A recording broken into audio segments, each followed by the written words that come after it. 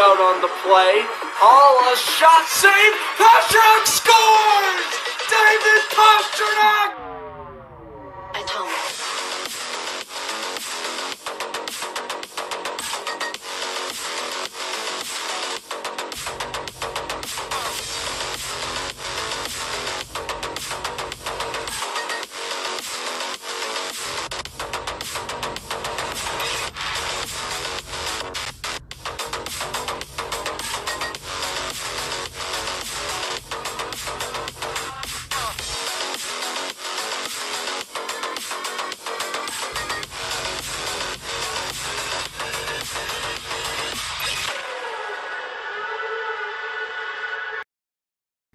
Hello, everybody. I'm Grant Fluff from Fletcher Sports Zone. Welcome back to another YouTube broadcast. Well, it is supposed to be a Week 15 broadcast between the Dallas Cowboys and the Jacksonville Jaguars. Enormous, but right now I do not have access to the game. And I am going to just say this. The National Football League, you have disappointed me. Fox Sports, you have disappointed me. Riley Patterson out to kick it away. They're currently showing the game on Red Zone. I may have to convert what should be a Jaguars-Cowboys broadcast into an NFL Red Zone broadcast because, oh my God, how is there not in the state of Massachusetts, how is there not a 1 o'clock game on Fox? Why am I seeing Jaguars-Cowboys being advertised on Fox? Why? And then 1 o'clock comes around and all of a sudden I can't watch the game? Why? Why is that the case? I will never know. I don't even want to know. Oh, I'm just so enraged, and I greatly apologize for everyone who's like, Grant, relax. Why are you yelling? It's because I'm so frustrated. I can't watch my team play. And I'm trying to use the streaming service that I am really hoping works. I have Red Zone on my TV just in case. Right now, the streaming service is working. It looks like Ezekiel Elliott got a gain of 2. All right, so restart. Hello, everyone. I'm Grant Fluff from Fletcher Sports Zone. Welcome to another NFL broadcast. Dallas Cowboys versus Jacksonville Jaguars. Ezekiel Elliott just got 5 yards. Again, I'm using a website I've never used before, but for now, we have Cowboys, Jaguars, so the commentary is going to go as planned. Elliott with a gain of 5 out of bounds, and it'll be 1st and 10, so Elliott with a 5-yard run and then a 5-yard catch. Pick up the first down. I was getting so flustered at Fox, and I still don't know why that happened, but it's okay. Cowboys offense ranked 10th overall in the league. Of course, the 1-2 punch with Ezekiel Elliott and Tony Pollard has helped them out a lot. They also have C.D. Lamb and Michael Gallup as their 2 wide receivers. 1st and 10 for the Cowboys. Ball placed at the 36. Dak, play fake, under pressure, and down he goes. He is sacked at around the 32-yard line. Big moment there for the Jaguars defense, as that is going to be Arden Key on the sack for the Jaguars. Key coming up the left side, a former Raider. He gets right on in there and gets the sack, making it 2nd down and 13. The ball is now placed at the 33. Here is Prescott. Takes the snap. Inside handoff goes, and Ezekiel Elliott will go up the middle down to the 38-yard line. At about 3rd and roughly 6. Jaguars defense ranked 27th overall. Chad Muma, the rookie linebacker, has done a great job, as is Josh Allen. He got his first sack in 7 weeks. Last week, Andrew Sisko, safety at Syracuse, back in the lineup after missing the last 3 games. No Trayvon Walker. The 1st overall pick is out today on his birthday. Dak Prescott on 3rd and 8 fires to a C.D. Lamb who beat Trey Herndon in coverage down to the 44-yard line. A 1st down for the Cowboys. As we'll take a look again here on the replay.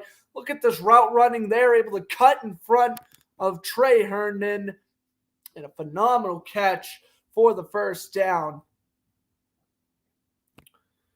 Cowboys now get out of the huddle. Ball is placed at the 44. Lamb with a 980 receiving yards this season along with 6 touchdowns. Tony Pollard put in motion. Prescott. Handoff goes to Elliott, and Zeke will get a gain of a yard.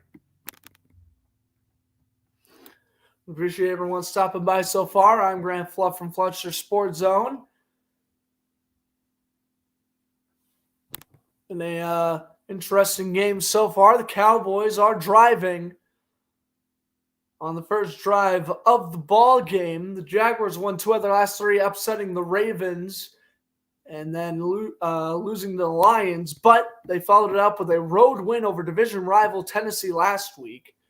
Here's a little end around to CD Lamb, a stiff arm, and Lamb will get back to the original line of scrimmage. He got a yard, as it will be 3rd down and 7 coming up for the Cowboys.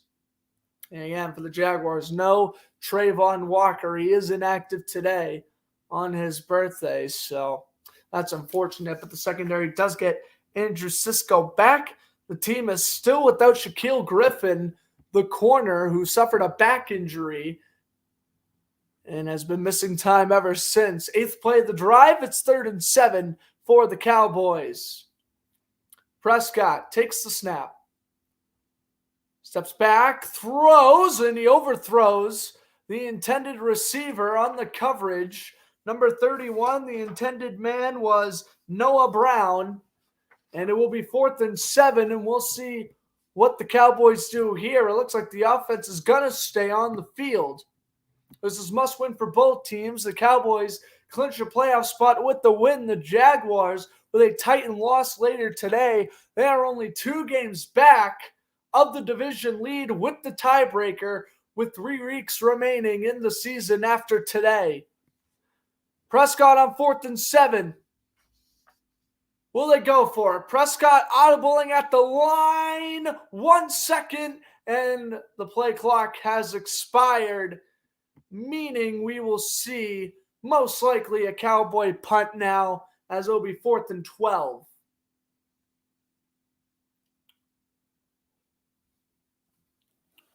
So the Cowboys perhaps just trying to draw the Jaguars offside and make it a 4th and 2 situation. Instead, a delay of game and a punt coming out for the former Jacksonville Jaguar, Brian Anger. He was the punter that was selected ahead of Russell Wilson in the 2012 draft. While Anger standing back at the 40, Jamal Agnew is the return man for Jacksonville.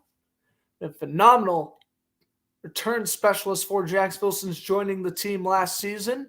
Anger standing back at the 40. And here's the punt. Anger. This is going to be fair caught at the 9 by Agnew. 10:37 to go here in the first quarter. Here comes Trevor Lawrence coming out to the field. He's been dealing with an ankle injury the past 2 weeks after he suffered it against the Lions, but he is running out on the field now, and we will head to our first commercial break. Now, I do have Red Zone on my television, as again, I have no idea why the Cowboys-Jaguars game is not being aired on Fox.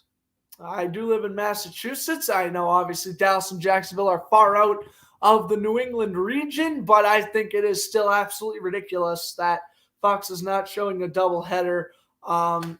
Argentina and France, that game's over. There's no reason why they shouldn't be showing a random program over a professional football game. But I'm glad that the streaming service is working now. Again, I've never used this website before, so obviously if this website dies out in a quarter, again, ladies and gentlemen, I'm sorry. I will do my best to do Cowboys, Jaguars the whole way, but, if we get kicked off, if we, have to miss a few plays here and there, again, I greatly apologize. You can blame Massachusetts for whatever their television Fox rules are. I want to call up a complaint. I won't, but I am tempted to. Of course, who would be a Jacksonville Jaguar fan in Massachusetts other than me? I don't know, but that's not the point. Enough of me ranting about that. Last night's stream, which I would definitely recommend checking out, was Dolphins-Bills. The Bills won 32-29 off a walk-off field goal by Tyler Bass. That game was wicked exciting. Very energetic calls by me personally. It was a fun game to watch. The Bills took a 7-0 lead, had a 14-6 lead. Then Miami came back, and they were up 26-21 for a while. Josh Allen converted a 2-point conversion, tying the game at 29, and then Buffalo killed off. It was about the last 6.5 minutes of that game to win it. And of course, since this game is not being shown on Fox, Jaguars, Cowboys, I'm commentating this off my computer. Therefore, I'm switching tabs in between the game and StreamYard. So this will be just like the Jaguars-Broncos game where I'll be checking the chat and the stream and all that, but in due time because I'll have to switch over, and I'm going to try to switch over every commercial break. So if I see your comment, thanks for coming, but I'll not be able to read your comment for a while. As Zay Jones throws the screen pass, and that's a gain of 9. So Lawrence to Jones on the screen. 2nd down and 1. Lawrence has not thrown an interception in about a month. In his last 5 games, he has thrown 10 touchdowns to no picks and 111.7 completion percentage, and has truly blossomed into a fantastic quarterback we projected him to become. Here's Travis Etienne up the middle, and that's a gain of 4. Travis Etienne, he fumbled on his first carry against the Lions 2 weeks ago, but he had a very stellar performance against the Titans last week. Jaguars offense ranked 11th in the league, as tight end Evan Ingram had a career-high 162 receiving yards last week against Tennessee, along with 2 touchdowns. Zay Jones also caught a touchdown. Jacksonville dominated Tennessee in that entire second and third quarter. Lawrence switches Etienne from left to right. He takes the handoff. Micah Parsons is there with the tackle, along with number 97 for the Cowboys defensive line, Odazua, combining on the tackle. The Cowboys defense ranked 5th. DeMarcus Lawrence doing a great job as always. Micah Parsons right up there with Nick Bosa for Defensive Player of the Year. And talk about bounce back year for Trayvon Diggs. Had a lot of interceptions last year, but gave up a lot of yardage. Now he's turned into that lockdown corner. 2nd down and 8. Lawrence steps back, guns it down the middle. Pass is caught to the 32. That's Jamal Agnew on his first catch, making it 3rd down and 1 for the Jaguars.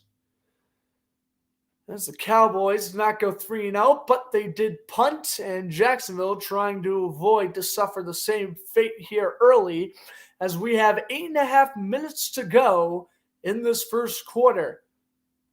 Live at TII Bank Stadium, the 10-3 Cowboys against the 5-8 Jaguars. 3rd and 1. Lawrence gets out of the huddle. Etienne to his right. Jaguars 15th ranked in 3rd down conversions at 40% this season. The pitch goes to Etienne. He cuts it to the right and gets a 1st down and much more. He gets about 10 before he's brought out of bounds by the former Indianapolis Colt free safety Malik Hooker.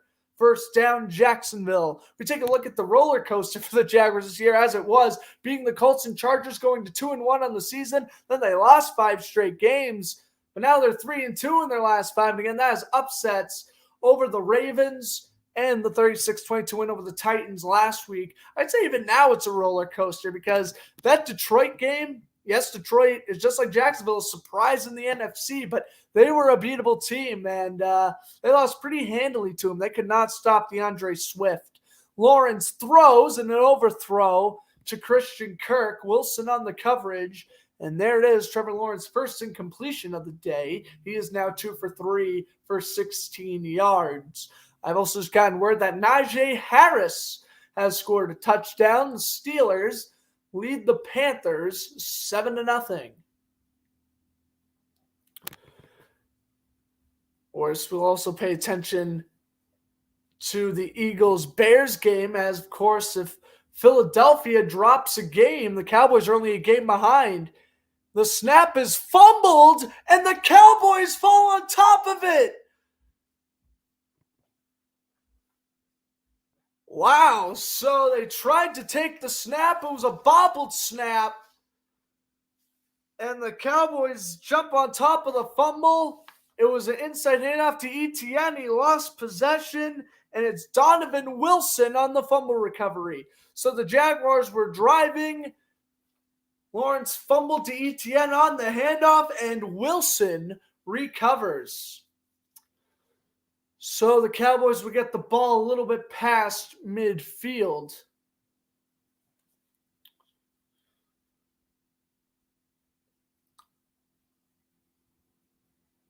As red zone is now showing that play. Yeah, so it was they tried to do a little inside handoff. Etienne, man, it's early fumbles with Etienne. He's a great player.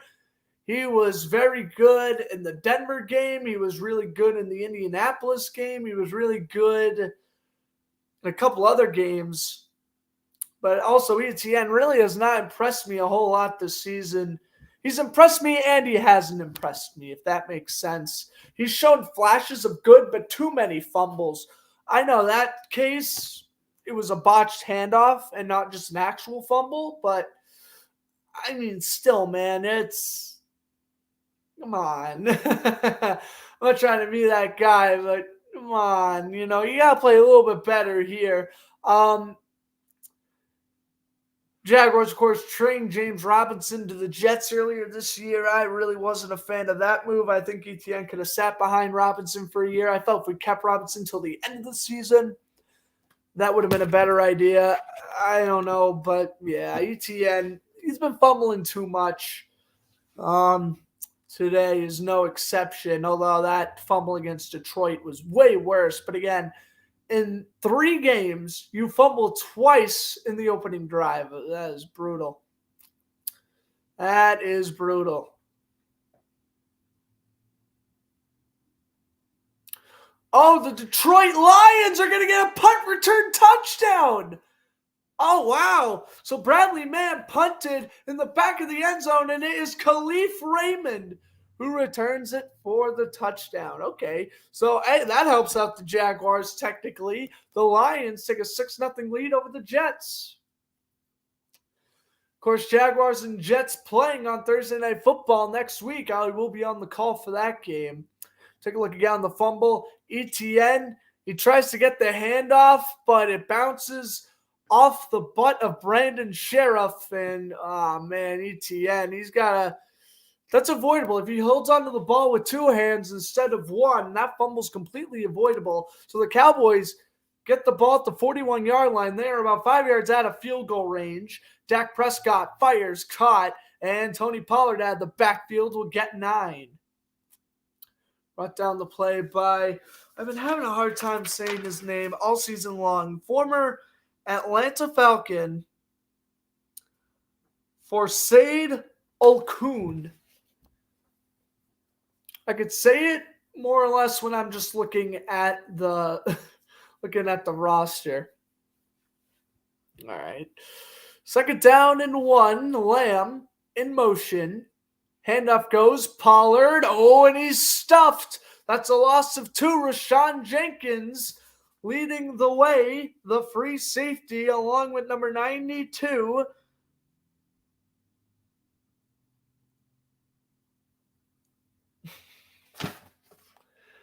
Where is he on my roster? Number 95, excuse me. Oh, man, Robertson Harris. Yeah, he's been pretty good. Former acquisition from the Bears. 3rd and 2, Pollard will run. He gets the 1st down there. Need a yard, got about 2. Brought down the play by Devin Lloyd, the rookie linebacker. Yeah, I apologize. I'm a little off my game today, guys. I was not expected to just blow up right out of the gate, but it's all right. Commentating off a computer screen is a little bit difficult, of course, as you'd imagine, than a regular TV too. So here's the 1st and 10 at the 29.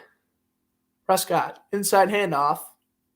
And Pollard's going to bust free and get 12. Cisco and Jenkins combining on the tackle, but the Cowboys are driving with 5.5 minutes remaining in this first quarter. Yeah, nice inside handoff. Pollard, the bounce outside, lowered the shoulder on Cisco, and was brought down by Jenkins. But the Cowboys rushing attack, I figured that was going to be a difference in this game. Inside handoff goes to Elliott, a spin move, and he's brought down by Tyson Campbell at the 11-yard line, making it 2nd down and 3.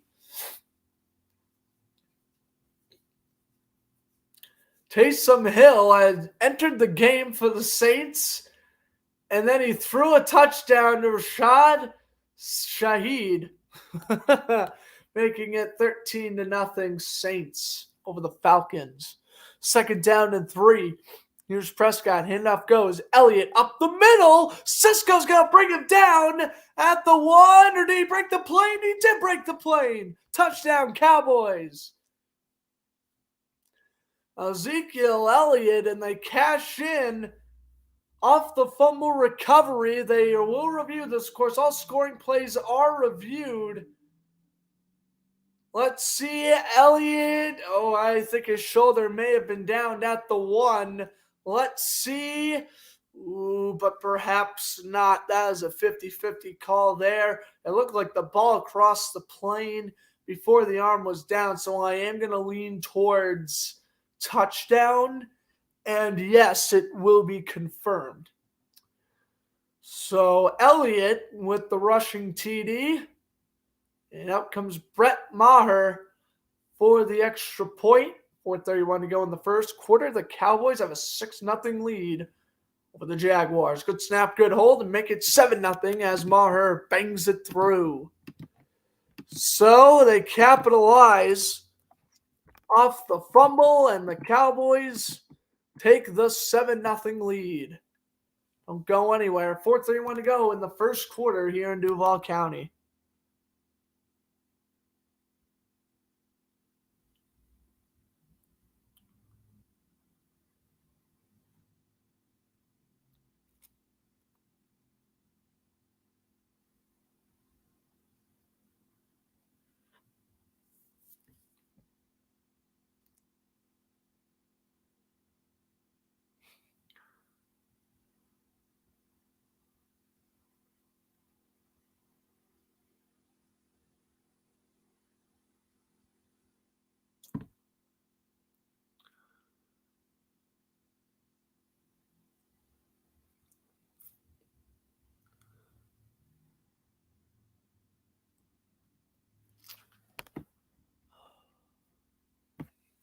Apologize. All right. Let's take a look at the NFL scores. So yesterday, the Vikings had the biggest comeback of all time in NFL history. They beat the Colts 39-36 in overtime.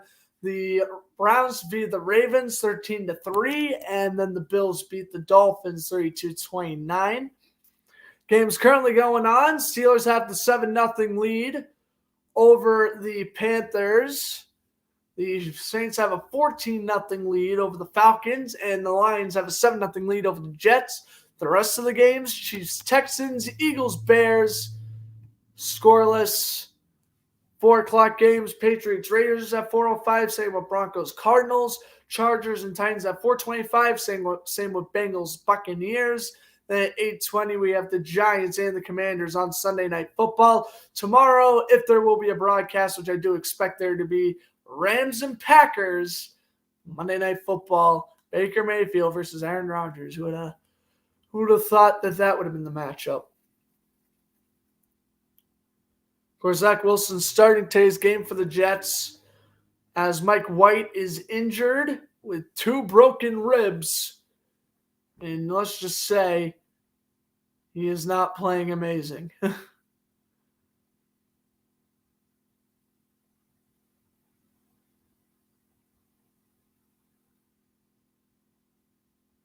All right, we head out of commercial break. Ezekiel Elliott, 7th straight game with a rushing touchdown. That's the longest active streak in the NFL.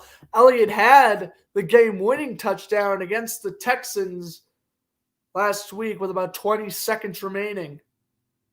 Actually, 40 seconds remaining, give or take. Maher to kick it off.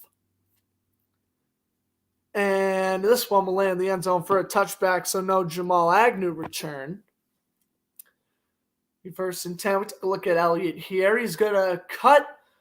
Looks like he's looking to the left, but he's actually going to go take the handoff to the right-hand side. Look at this. He's going to bounce out, break off the Cisco tackle, and he knows it's either I get tackled at the 1 or I'm going to dive for the pylon. He dives for the end zone, and he does convert the score into 6. So the Jaguars' second drive, beginning at the 25. Here is Lawrence. He'll put Marvin Jones in motion. Trayvon Diggs. And there also, they fake the handoff to ETN, and Lawrence goes down. Micah Parsons. It's really tough to stop him. Again, he is right up there with Nick Bosa and Matthew Judon for Defensive Player of the Year. And look at him come off the edge here. Makes a move on Jawan Taylor and Brandon Sheriff and just drags Lawrence down. Again, Lawrence dealing with an ankle injury. If anything was to occur to Lawrence, CJ Beathard, the backup for Jacksonville this afternoon. But what a sack by Micah Parsons. Of course, for the Cowboys, backup QB is Cooper Rush. Second down, 17. Jaguars trying to get some yards back here. In shotgun, Lawrence fires Evan Ingram, and he rolls down to the 28-yard line. That's going to make it about third down and 7 for the Jaguars.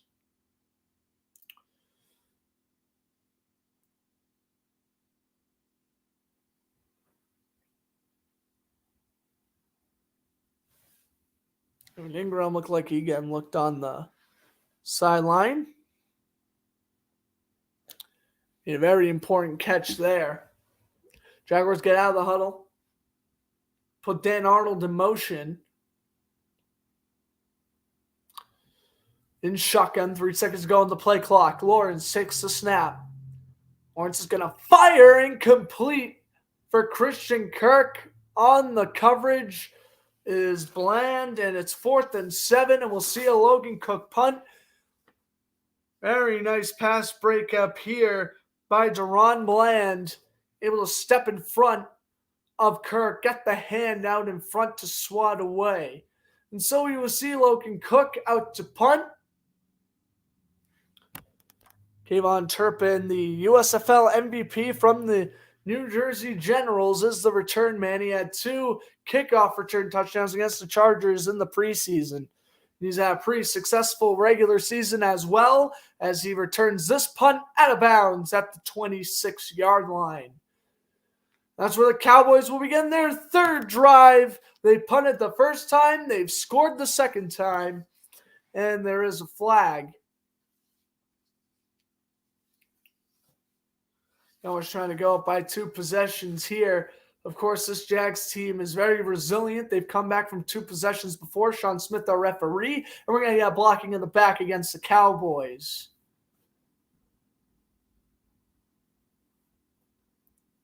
As Logan Cook tried to go up against the linebacker Williams, and that did not end well for him. All right, blocking in the back there.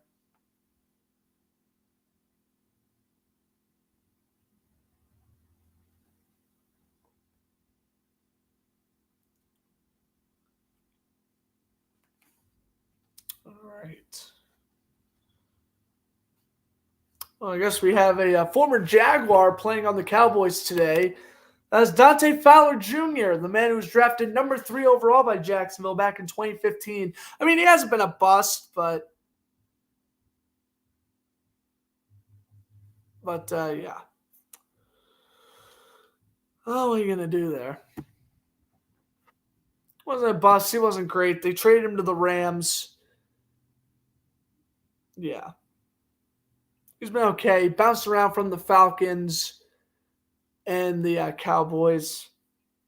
Signed with the Cowboys in July. It was a late signing, but he hasn't done terrible this season.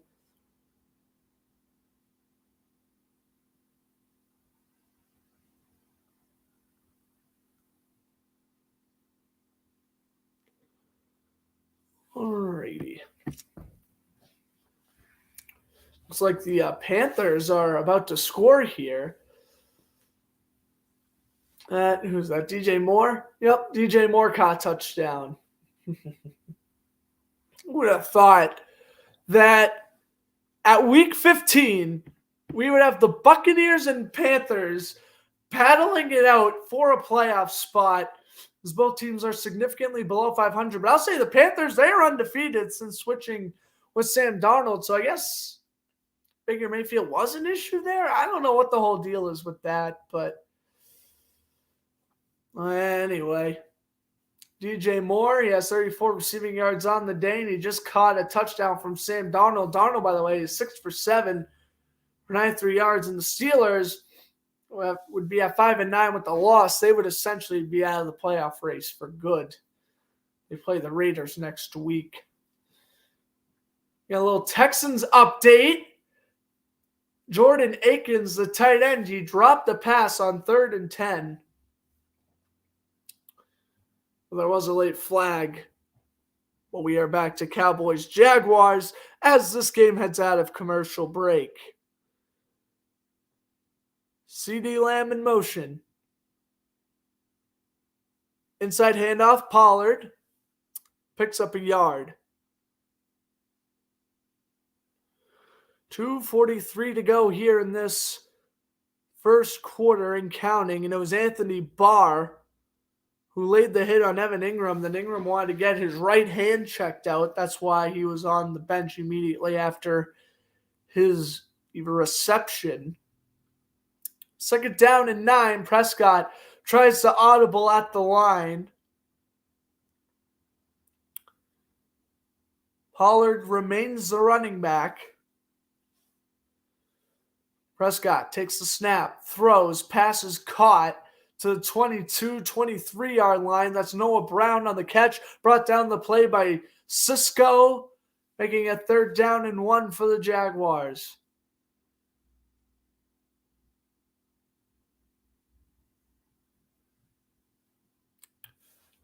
Pitch, Pollard, and he's got the first.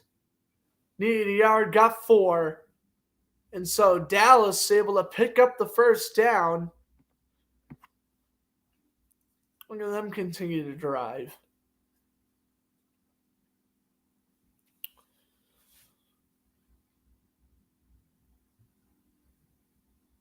Rushing yards are currently 50-16 in favor of Dallas. 1st and 10, ball placed at the 27. Prescott takes the snap, inside handoff. Pollard will be dragged down at the 32 line.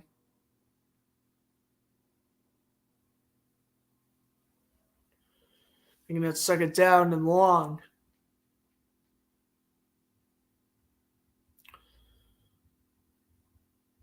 They'll substitute Brown in along with number 83, James Washington, who was taken off IR. He's making his Cowboys debut today, the former Steeler receiver. Lamb in motion. They fake the handoff to Pollard. Prescott throws. Pass is caught, and Lamb is wrapped up a yard shy of the marker, and that's the speed of Devin Lloyd. Reads the play-action pass to the outside. He bolts and gets a very nice tackle to make it 3rd down and 1. Again, the Jaguars need to stop the rushing attack of the Cowboys. Can they here? Looks like they are going to put in Elliott as the running back. Prescott steps back, throws off the back foot, and he overthrows his man. CeeDee Lamb, the intended target. Trey Herndon on the coverage, and there is a late flag. A very late flag. Wow.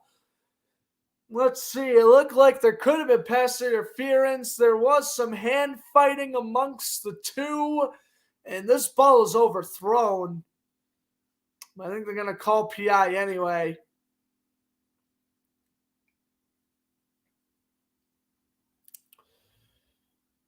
And yes, exactly, they will. So Trey Herndon called for pass interference, and he will get substituted out after that play. Let's take a look at the replay. Prescott threw it off the back foot, and he got Lamb a step later. That probably would have been a reception. So Cowboys going to run their last play of the first quarter. Handoff goes. Elliott up the middle in a gain of a yard, maybe 2. As Olkun gets the tackle, making it 2nd down 9 for the Cowboys. End to 1 here in Jacksonville as Ezekiel Elliott touchdown is the difference maker. What's going on, chat? How are we doing? I figured we wouldn't have much viewers in. I didn't advertise it because there was actually a chance that I would not be broadcasting this game right now, and I would have done Giants Commanders instead. But, yeah. Cards folded correctly, and then you are able to call this game, which I am excited about. Haven't had a crazy good game, but we also commentated what was probably not the best game in the world, but, very solid game between the Bills and the Dolphins. Probably Colts-Vikings would have been a better game to call yesterday, but is what it is.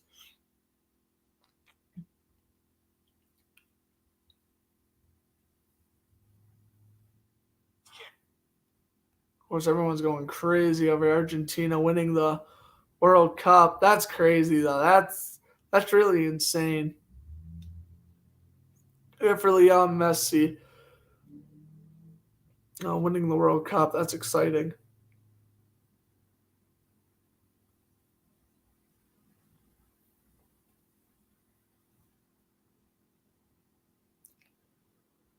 Alrighty, so we're at the end of 1. All right.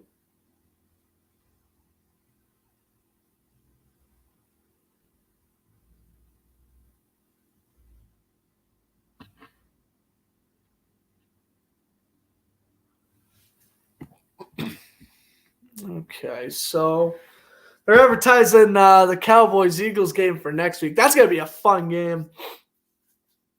Eagles-Cowboys. Hey, if Dallas wins today and Philadelphia loses, that means that game's going to be for the division. The Eagles won on Sunday Night Football in Week 5, but of course that was when Cooper Rush was replacing Dak Prescott when he was injured. So who knows what's going to happen there. And of course, as long as it doesn't end in a tie again, someone's going to win between Commanders and Giants tonight. They'll have the, what would they have? They would have the 6th spot in the NFC wildcard race all locked up for the short-term future. And with the Seahawks losing, I think both teams are good. And we'll see in the playoff race after tonight, but only time will tell. Prescott fakes the handoff, a shuffle pass to Noah Brown. Needed 8, he got 9. First down, Dallas. Off the play-action shuffle pass, it worked to perfection.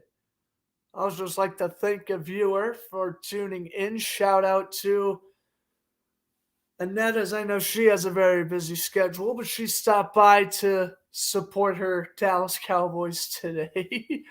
Funny story on how she became a Cowboy fan. It was literally a spin the wheel who would become her favorite team, and landed on the Cowboys, funny enough. Fakes it to Elliott. Prescott under duress on 1st and 10. Rolls out to the right. Pass is caught. CeeDee Lamb, a juke move, and he's down at the 21-yard line. CeeDee Lamb, what a nice move there. He was able to get open, and a very nice juke off the play action to Elliott. And look at Prescott escape from the pocket. We saw this a lot with Josh Allen in last night's broadcast. Very elusive quarterback, and he's going to make things work with what he's got. That's the 9th first down for the Cowboys already. Inside handoff goes. Elliott up the middle, and nothing on that play. Josh Allen on the tackle along with Adam Godsis. It's 2nd down and 10. Prescott so far passing 7 for 8 for 69 yards. Mike McCarthy Last time he was a head coach in a win over the Jaguars, week 1 of the 2016 season, where the Packers won a thrilling 26-21 affair here in this same stadium. Here is Prescott. Dalton Schultz in motion. Prescott goes for the end zone, and the pass is going to be caught for the touchdown. It is the tight end for the Cowboys, their backup tight end.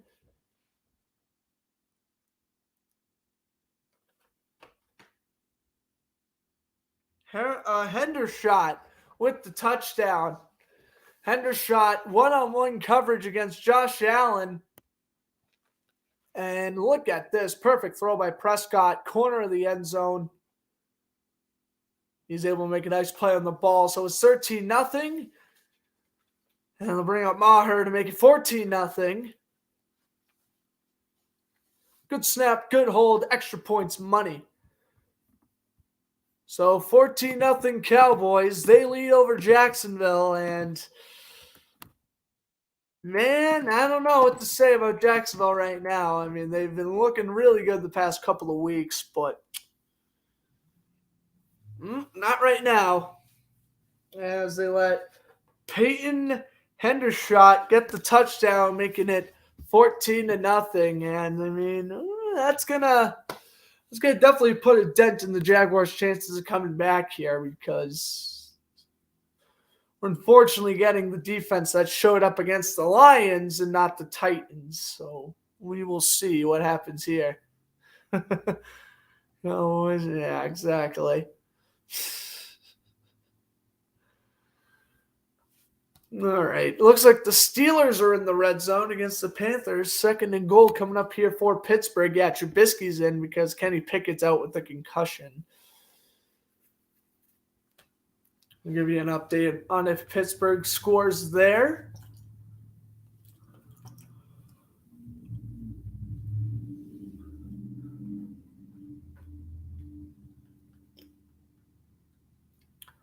Potentially, if this game ends early, I will give bonus coverage to another game. Maybe. We'll see. Oh, man, this commercial break is taking a while.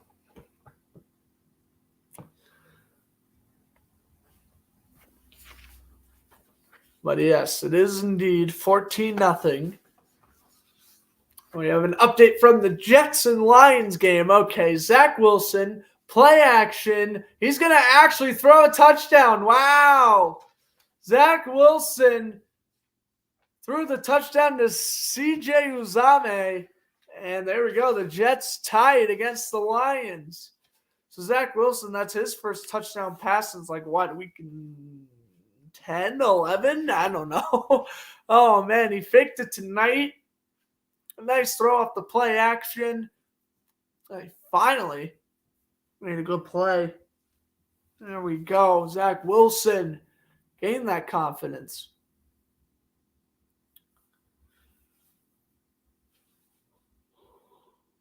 All right.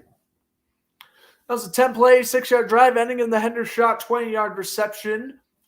Drive lasted 4 minutes and 50 seconds.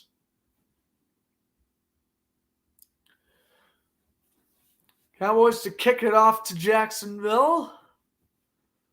This return will be for a touchback. So it was a fumble lost by ETN, as we mentioned back in the first quarter. So still, Lawrence has not thrown an interception, but he still has had some fumble problems. And he has been getting sacked quite a bit. He's already got sacked once by Micah Parsons.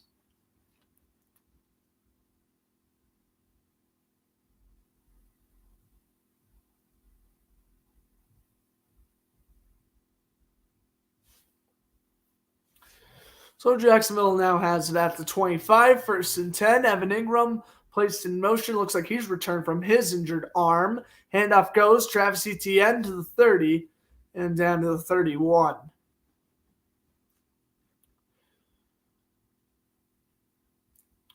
First 2 drives of the game was a 7-yard drive ending in the ETN fumble, and then they had a 3-and-out, which resulted in a punt. The Cowboys have scored on their last 2 possessions. And the Eagles are still scoreless with the Bears, so they got to be loving this right now. They have over 12 minutes of possession time. Jacksonville just crossing the 5-minute mark. Handoff goes. ETN on 2nd and 4, and they're going to push the pile forward and give them 5 first down for the Jaguars. And at least it'll be nice to see a non-3-and-out this drive. Jacksonville desperately needs to score. I mean, again, this is a team that's fell behind against Baltimore, a team that's fell behind versus the Giants. And they've came back each time, but you can't get too far behind because they also fell behind, 28-0 against Detroit. They didn't stand a chance the rest of that game. So they got to really make sure that, it's okay to give up points, but they got to make sure if they give up points, they need to respond with some points. Here's Lawrence. Pass is caught on the outside route by Marvin Jones. They'll give him about 6, maybe 7 first down, or not even close to a first down, 2nd down coming up here for the Jaguars. ETN on the season. I'll give Jones 7 on the catch. 4 rushing touchdowns. He has 841 rushing yards on the day. On the season, rather, and he has looked very impressive. Again, he's looked impressive in some stints, but not in all stints. As here is Jamal Agnew off the stretch handoff. Needed 3, and he got 4 first down Jaguars. Jamal Agnew with his 3rd touch of the game already. And I'd like to see him get a little bit more involved in this offense. Again, he's such a quick player. He can play receiver. He can play corner. And again, phenomenal special teams return man. Jacksonville gets out of the huddle. Ball placed at the 47 of Jacksonville. Ingram in motion. Fakes the pitch to ETN. Ingram's going to be wide open off the play action throw, and he'll get 13 yards. And the Jaguars, for the first time all afternoon, they are past midfield in the Dallas territory. As that was a nice, easy play. They did that a lot last week with Ingram. Short passes let Ingram get yards after the catch, and that's exactly what they did there. And it was working all last week, so you might as well get Ingram right back into the game plan. Whatever works for him. He has 2 catches for 23 yards on the night, and now first play in opposing territory for Jacksonville. They fake the end around to Agnew. They throw the screen to ETN, and he gets 12 brought down on the play by Bond. That will be another first down for the Jaguars. Back-to-back plays, back-to-back first downs. And I can tell, even last season during his rookie year, play action is where Trevor Lawrence absolutely thrives in. The short passing game, that benefits a lot of quarterbacks. Lawrence especially. He could throw deep. He's a good middle-range passer, but he's also a fantastic short-range passer. Unlike Prescott, the Cowboys QB loves to throw it deep more often than not. Well, it's placed at the 27. Lawrence 3 for 3 on this drive for 33 yards. Another end around to Agnew. Agnew off the pitch all the way down to the 10. Nice run there, and they are cooking now. Carlos Watkins with the tackle. It's first signal to go for the Jaguars. What I mentioned, this team has life. They trail, but they stay around in these games, and that they are projected to lose heavily in. Look at this, another end-around pitch to Agnew. This one far more successful than the first time earlier on in the drive. And here we go. 8th play of the drive coming up. Jaguars offense ranked 17th in the league with a 53% chance of scoring a touchdown. Here's the handoff. And ETN will go down to the 6-yard line, making it 2nd and goal for the Jags. ETN is, Doug Peterson, Jaguars head coach, not afraid to go for it. In most situations, I think in this case, if we don't score in the red zone, you kick the field goal, but you will see what happens there as Jaguars are going to put in not Marvin Jones, but Tim Jones as a receiver, as the three receivers are set to the left. They put Jones in motion. 2nd and goal. Lawrence takes the snap. Here's the throw. Touchdown. Zay Jones. Pardon me. Zay Jones. 2 touchdowns in 2 weeks. And the receiver who signed a 3-year contract with Jacksonville this offseason. Good throw by Lawrence. He has now thrown 11 touchdowns since his last interception. Good pocket composure. You give Lawrence time to throw. Again, you benefit the short passing game, and it does wonders. The extra point is good by Riley Patterson, and it is going to be 14-7. The Jaguars cut the deficit in half. Well, there you have it. Offense woke up. Nice to see it. What's up, Sam? Thanks for stopping by. Yes, a touchdown indeed. Very exciting. Jaguars are coming back up 14-7. But, wow, nice to see Zay Jones have a couple nice weeks here. He had a great game against Baltimore. He had a great game against Tennessee and got the only Jaguar touchdown right now. I wish he had a better game against Detroit, but yeah, he's had great games 3 of the last 4. I won't really complain. I'm sure you had fun commentating the Bruins game yesterday. Man, I was this close to losing it when Jeremy Swayman almost got the empty net goal. I would have went insane. As I think we all would have. That would have been the first goalie goal in the NHL since Pecorine did against the Blackhawks a couple years back. Yeah, and I see the Bruins get a win over the Blue Jackets, a team they should have won. They keep the home winning streak going, and they got the Panthers tomorrow night, which should be a fun game.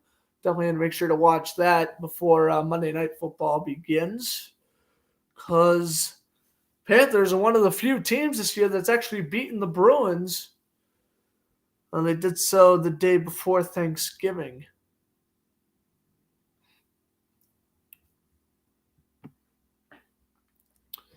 So in commercial break, Zay Jones off the 6-yard touchdown pass from Lawrence, making the score 14-7. But Dallas, they have also scored on back-to-back drives. The first touchdown going to Elliott and the second going to Hendershot. So we shall see what happens the rest of the way here. All right, looks like the Lions are at the 26. That game tied at 7 against the Jets. Crazy. Lions scored their touchdown off a punt return, and then Zach Wilson threw probably the best touchdown of his career to C.J. Uzomah to tie it up. A lot of crucial games on right now affecting the Jaguars. The Jets being one of them, the Steelers being another. They currently have a 14-7 lead over Carolina. We had a commercial break from Duval. Kayvon Turpin will return the kickoff to the 20, to the 30, and he's brought down to 34. Trey Herndon, who's had a few tackles in this one so far, getting another on special teams, bringing down the USFL MVP.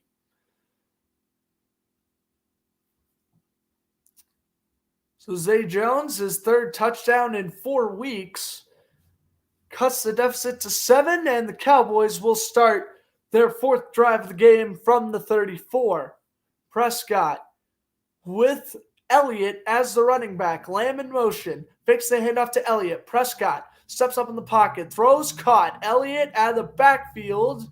We ripped down at the 41 by Okaloon, as it will be 2nd down and 4.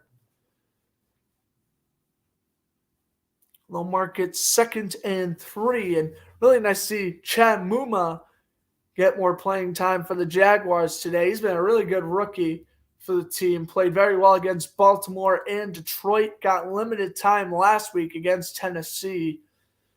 Nice to see him getting a full-time role here. Inside handoff. Elliott up the middle. Needed 3. Got 5. Maybe 6 depending on where they mark it. 1st down Cowboys. As they are nearing the midfield logo. trying to capitalize on their third straight drive so far.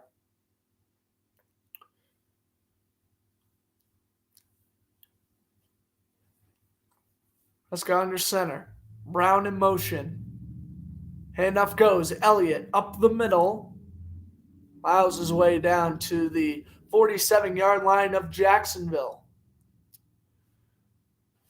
When we talk about the Cowboys' offensive line, their right tackle went on IR earlier this week. Terrence Steele, who's having a great season at right tackle, he goes on IR, joining All-Pro left tackle Tyrone Smith, who got injured back in October. Play fake to Elliott. Prescott throws, caught, and Jenkins got the tackle, but on the catch is none other than Dalton Schultz. First down, Cowboys. Dalton Schultz, nice to see him get involved in the game plan a little bit. One of the more underrated tight ends in the entire league this year, in my opinion. He had a great game against the Giants on Thanksgiving. Caught a touchdown and looked very impressive last year once Blake Jarwin went down with the torn ACL. And I thought he earned his starting tight end position this year. And as a pending free agent, we'll see what the Cowboys do with his contract. In motion is Lamb. The handoff goes to Pollard. A gain of 8. 2nd and 2. Ball placed on the 32. Prescott 10 for 11 for 102 yards passing. He is having another Prescott-like day in the office. Prescott pump fakes. And down he goes. He is wrapped up at the 35. Josh Allen with the sack. And after being sackless for 7 straight weeks, he has 2 sacks in 2 weeks. And he had CeeDee Lamb wide open and probably what would have been a touchdown if the Jaguars' defensive line didn't get to him in time. The Jaguars really focus on the defensive line this offseason, and it is paying dividends now. 3rd down and 4. Prescott takes the snap. Dances in the pocket. Fires down the middle. Passes complete to the 21-yard line. Noah Brown able to create separation from the corner. And Prescott gets to add on even more passing yards to his already pretty incredible day working against Herndon. Herndon's been getting a lot of targets so far. Good route running there by Brown. It will be 1st and 10 for the Cowboys. One more first down before we go to end goal situation. I've also just gotten word that Davis Mills has scored a rushing touchdown. The Texans now lead the Chiefs 14-7. Tony Pollard gets the handoff, and he is brought down at the 13-yard line, making it 2nd down and about 3 coming up for Dallas. Slam got run over by Allen there. As Prescott threw to Brown for the first. They'll give Pollard 8. 2nd and 2. Prescott putting Schultz in motion. Putting Lamb in motion as well. Fix the inside handoff. Prescott keeps himself. A QB draw. Prescott lowers the shoulder. Down to the 1. And he'll be brought down at the 1. Brought down by 4 black uniforms. Oh my goodness, Dak Prescott. What an amazing QB option. Fakes the handoff to Pollard. He takes off to the right. Good blocking by the Cowboys out in front. Cisco and Lloyd, along with Campbell, all combining on the tackle. There it is. 1st and goal to go for the Cowboys. Already at the 2.5-minute mark of the 2nd quarter. This game is absolutely flying by. The Cowboys have been dominating time of possession. 1st and goal. Handoff goes. Pollard is eaten up at the line of scrimmage. Allen leading the way along with Chad Muma and making it 2nd and goal. And we will hit the 2-minute warning. I can't believe I'm saying this. We are just 1 hour into the broadcast and we are already hitting the 2-minute warning. This game is absolutely flying. During halftime, I'll give you my predictions for today's games, and then we'll do some live red zone reactions. But wow, I am at shock on how quickly this game is going by. Last night's Dolphins-Bills game was north of 3 hours. If we continue to go at this rate, this game is going to finish at around 2.5.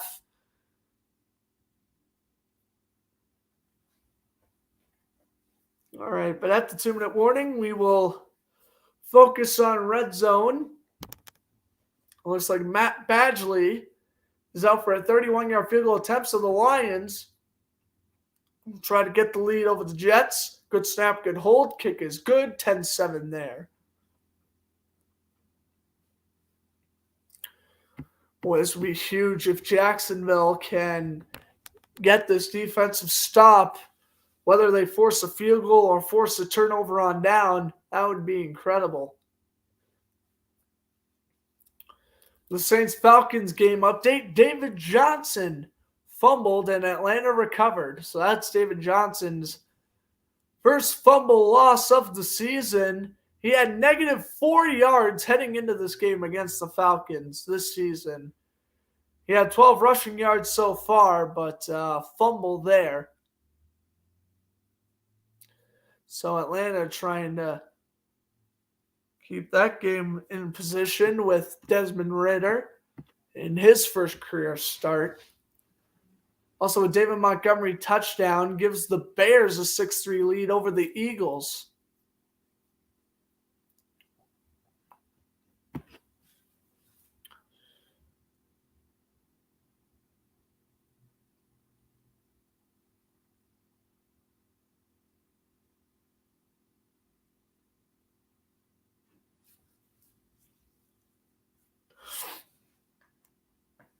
I'm not trying to jinx nothing more. An hour in, and this streaming service is doing an amazing job.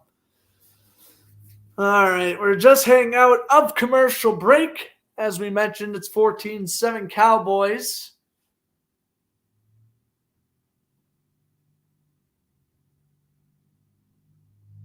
And we are looking at a replay of Prescott's QB run right before first and goal. Looked like him and Cisco hit helmet to helmet, meaning both probably should have been substituted out of the game for at least one play, or at least until they can clear concussion protocol. But guess what are you going to do there? It's 2nd and goal now for the Cowboys. Under center is Prescott. Fakes it to Elliott.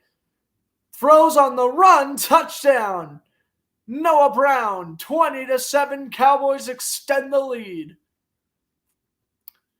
Yeah, Prescott's dangerous in the red zone. I mean, play action throw. Fakes the pitch to Elliott. He does a nice job blocking off Arden Key the rest of the way. And it looked like he was trying to cover Brown. I believe it was maybe either Lloyd or Dwan Smoot. I couldn't tell. But regardless, the touchdown is good, and so is the extra point by Brett Maher. So it is 21-3. Cowboys extending the lead of 21-7. We'll head right back to commercial break. Well, Jalen Hurts just threw an interception to the safety Houston Carson. So the Bears up already 6-3, trying to pull off a major upset, being 3-10. Again, this is enormous for the NFC playoff picture. Again, Cowboys win today, Eagles lose today. Both teams play next week. Winner leads the division. No way the Eagles lose to the Bears. I know Justin Fields is having a great season, but I mean, yeah, Fields is playing well, but they are mostly winning because of their defense right now. They have shut down the Eagles' defense. A.J. Brown doesn't have a whole lot of catches, and that's only Jalen Hurts. If he didn't throw an interception before that one today, that's only his 4th interception this season. I'm still going to have Hurts as my MVP frontrunner, but that game could have hurt him in the overall voting later on. Another MVP candidate, Patrick Mahomes. Well, currently losing 14-7 to the Houston Texans. He not playing too well.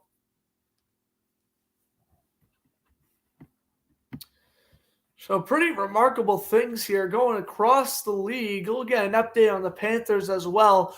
3rd and 10 for Sam Darnold. It's a low snap. And Darnold's going to be sacked by who else? TJ Watt. There we go. TJ Watt's fired up. So I think my plan, this Jaguars-Cowboys game ends a little early. I just made you bonus coverage for Eagles-Bears. Not confirming anything, but I am just kind of just thinking out loud here as Justin Fields ran for 12 yards. So let's take a look at the last time the Cowboys won the Super Bowl. Patrick Mahomes was born. It was the Jaguars' first season. Terrible 1995 season. So it was the last time the Cowboys made it to the Super Bowl. That was their last NFC Championship win when they beat Brett Favre's Green Bay Packers. They also beat the Eagles in the divisional round that year after having a bye week. Touchback, Jamal Agnew and Jaguars. I mean, a touchdown would be nice. They don't need to. They just need to get some sort of points. At least that's what I think. Any points will do. Both teams still have 3 timeouts remaining. At least cut this deficit to 21-10. Just make it 2 possessions, all right? I think that's all you pretty much need to do here if you're Jacksonville. In shotgun, at the 25 is Lawrence. Lawrence throws. Pass is incomplete for Evan Ingram. Overthrow, and it's 2nd and 10. Lawrence now 7 for 10 on the afternoon.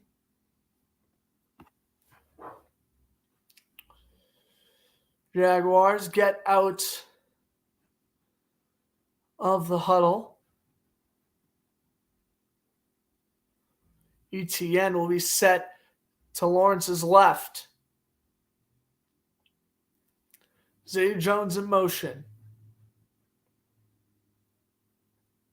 And flags fly.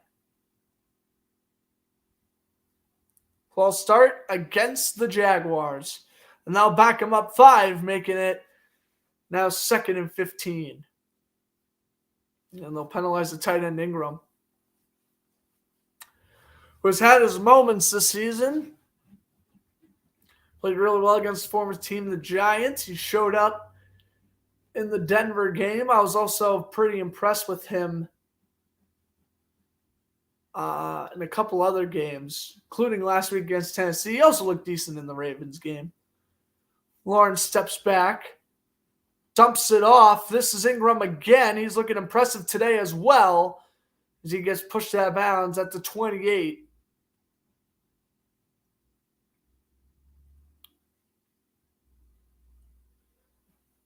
Making a 3rd down and long for the Jaguars, but 3rd and more manageable, I would say.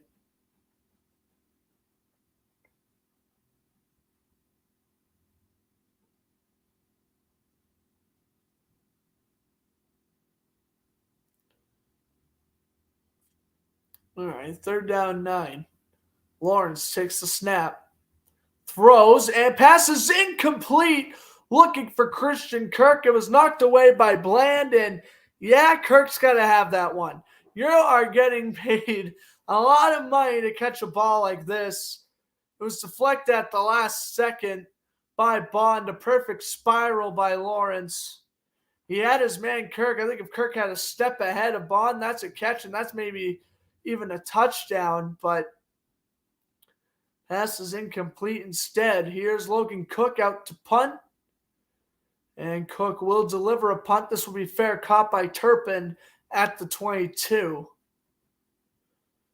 So Cowboys already up by 2 possessions, trying to increase their lead with 1.5 minutes to go. In this second quarter, 21-7, Dallas leads over Jacksonville.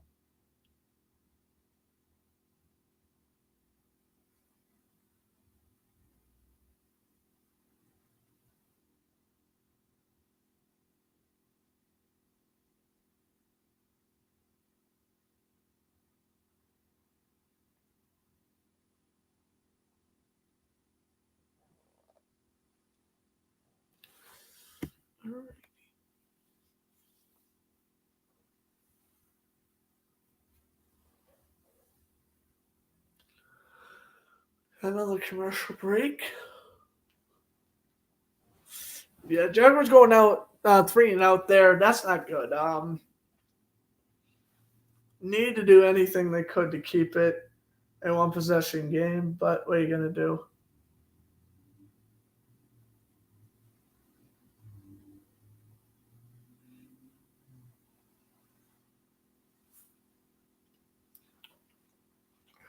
Houston still has a 14-7 lead over Kansas City. I mean, without Damian Pierce, I mean, that's crazy.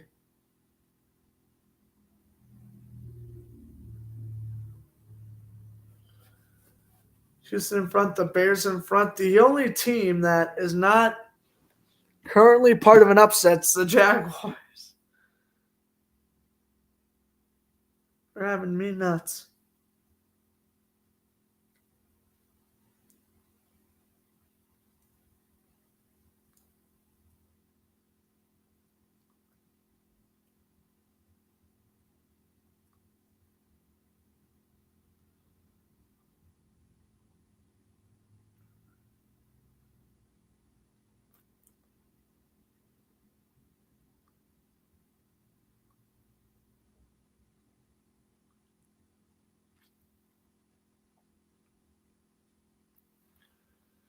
Alrighty.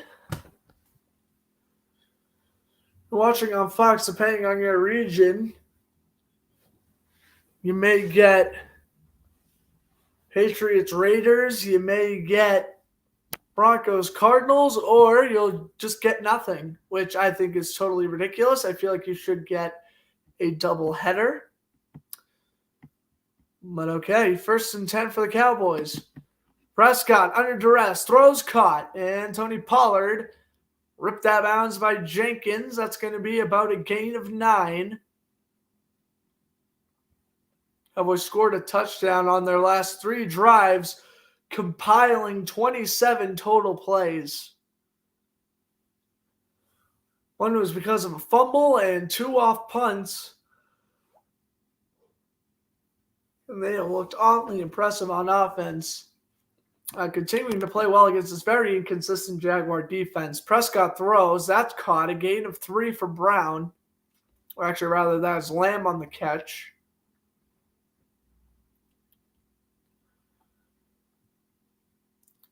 Second down, 7. Prescott takes the snap, throws down the middle. Pollard brought down at the 42-yard line of Dallas. Dallas has 3 timeouts. I think Mike McCarthy is just wanting to hold on to these timeouts. I'm not entirely sure why. It's 3rd and 1, and Jacksonville will call timeout. A very wise decision, in my opinion, because if you get the stop here, you can call another timeout, and then you have about 30 seconds with 1 timeout to try to do what you couldn't do last time, and that is to score any sort of points to cut this deficit from 14. At least at best, make it a closer 2-possession game.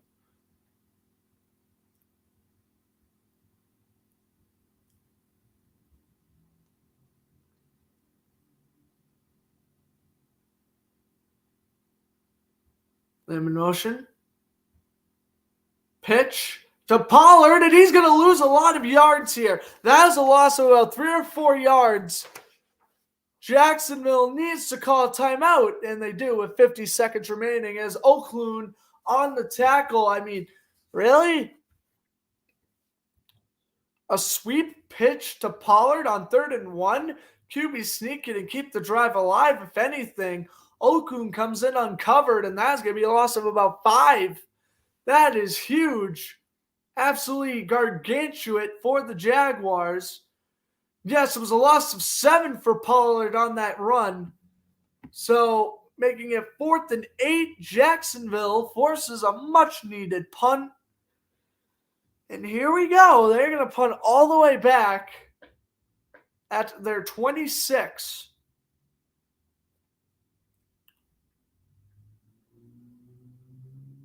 Ryan Anger. Up to punt. And over end kick. This ball's going to land at the 15. It's going to roll all the way to the 14. And Jacksonville has 41 seconds and one timeout to work some magic. We'll see what's going to happen here. But if Jacksonville wants to prove they're a great team, they're going to go down this field and they're going to at least get a field goal out of this. This is what separates the playoff contenders from the playoff contenders who just sit in the wild card race for too long. Yeah, Jacksonville essentially needs to win out here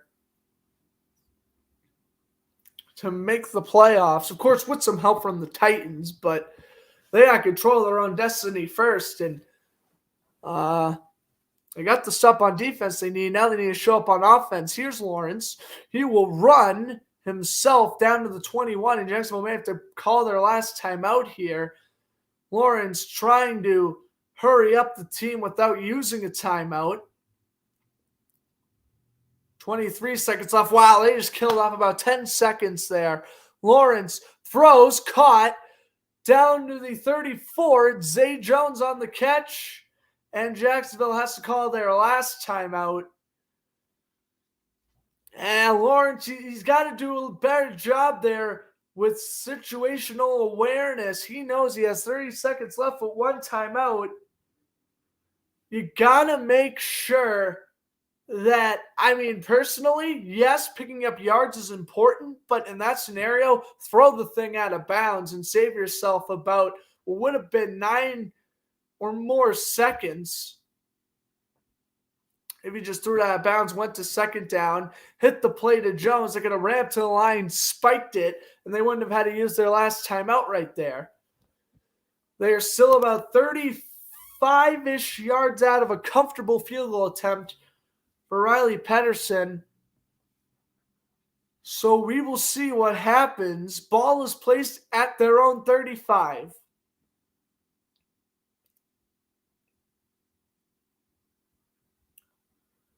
And now Dallas calls a timeout. They are down to 2. Cowboys with 2 timeouts left. Jacksonville with none. They need to throw it, spike it, and either chuck up a Hail Mary or kick a field goal. One of the two. Christian Kirk has yet to get a catch today on 3 targets. His most recent target came on third down last drive where it was knocked away by Bond, setting up the punt. But again, Dallas not scoring on their previous possessions, ending their 3-drive score streak. Now Jacksonville trying to drive. Lawrence throws incomplete, intended for ETN, and Lawrence did the smart thing there. Find a receiver, throw out the sack so there's no intentional grounding. And with 10 seconds left, again, Jacksonville's going to need a prayer. Either got to make a huge play happen and get out of bounds, or get a lateral going. A lateral's dangerous to do, of course, because obviously if you start lateraling backwards and you give up more points, that's more points you got to come back from. So I get why lateraling is more of a thing to do in the second half of a game, but still. Jaguars got to be a little bit desperate here as Lawrence throws and out of bounds, looking for Marvin Jones on the sideline. Again, they're trying to score, but the issue is they got to focus on getting yards more than anything. I would have tried to get yards, have someone near Marvin. I would have thrown short, have Jones, pitch it around. And, of course, this is at the end of the game. You don't need a lateral like crazy, but I would try anything that seems logical here. You're not going to throw a 75-yard Hail Mary, so I don't know what the plan is here. They're just going to they're going to have an inside handoff. ETN up the middle, down to the 50. And, nice. It's a 15-yard run for ETN, but the play calling there, I don't know. It could have been better. It definitely could have been better. They were definitely throwing a lot of, I felt, unnecessary passes. And I think that ultimately cost him in the end. So The Cowboys keep their 21-7 lead at halftime. Again, Jaguars not officially eliminated from playoff contention with the loss today, but let's be real, it would be dead in the water. And I mean, yeah, try to win out still, but at 8-9, you're not even going to be looked at as a playoff team anyway. So I think the big splurge for Jacksonville is going to happen next year. They've had a decent season this year. You know what? Whether they lose out and, even if they lose out and go 5-12, I mean, it'll be disappointing, but at least this team is showing, shades of heart. They're showing signs of a young team that's really hungry, really wants to do well.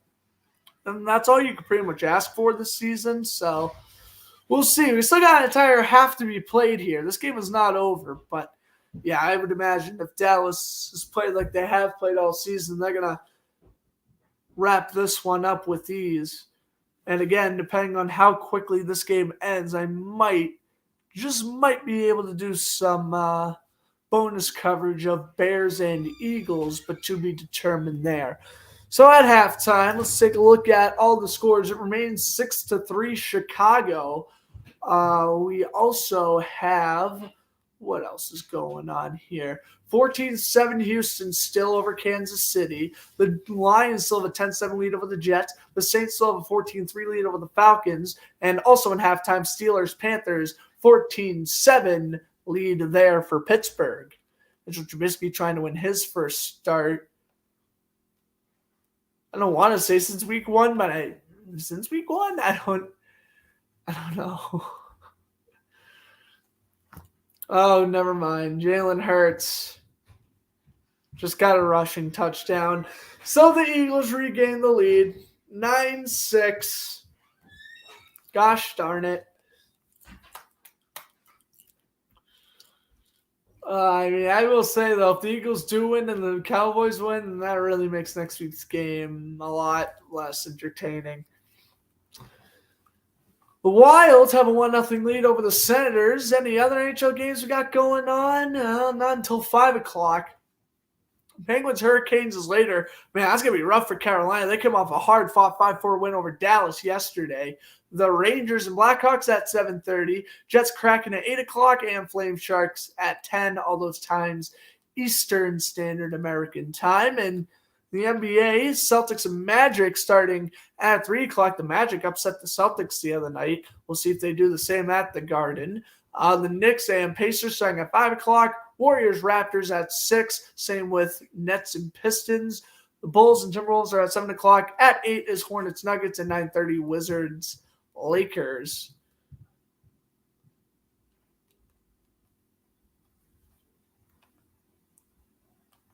It'll be fun to see. If you're a Massachusetts sports fan, that's going to be awesome. You're going to have the Patriots and the Celtics both on at once. I guess you get to pick and choose which one you want to watch there.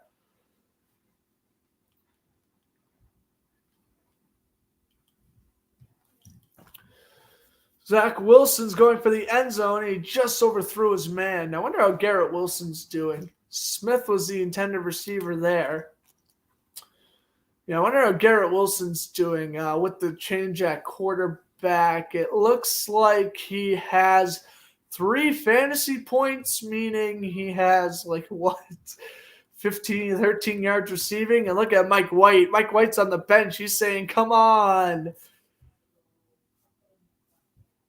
I think they wanted pass interference on Jeff Okudah. They didn't get it.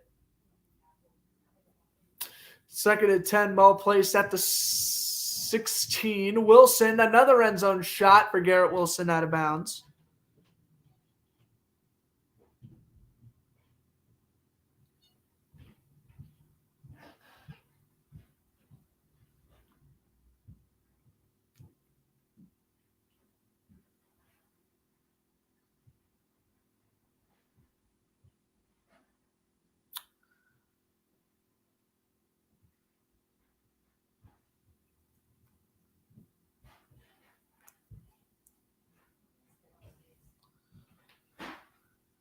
All righty.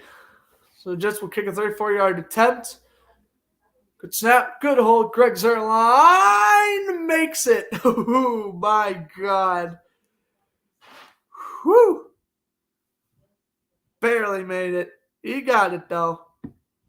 All right, 10-10 in MetLife, and looks like we're going to be 14-14 in Houston as Marquise Valdez-Scantling just caught a touchdown. Alrighty. Yep, MVS. Nice diving catch for the touchdown. We are an extra point away from a tie.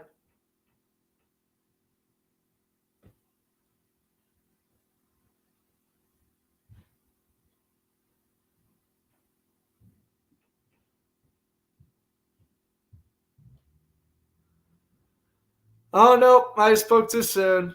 Yeah, that's good. That's good. I was supposed to announce Jinx Harrison Bucker. Totally. Extra points missed. It remains 14-13 Houston.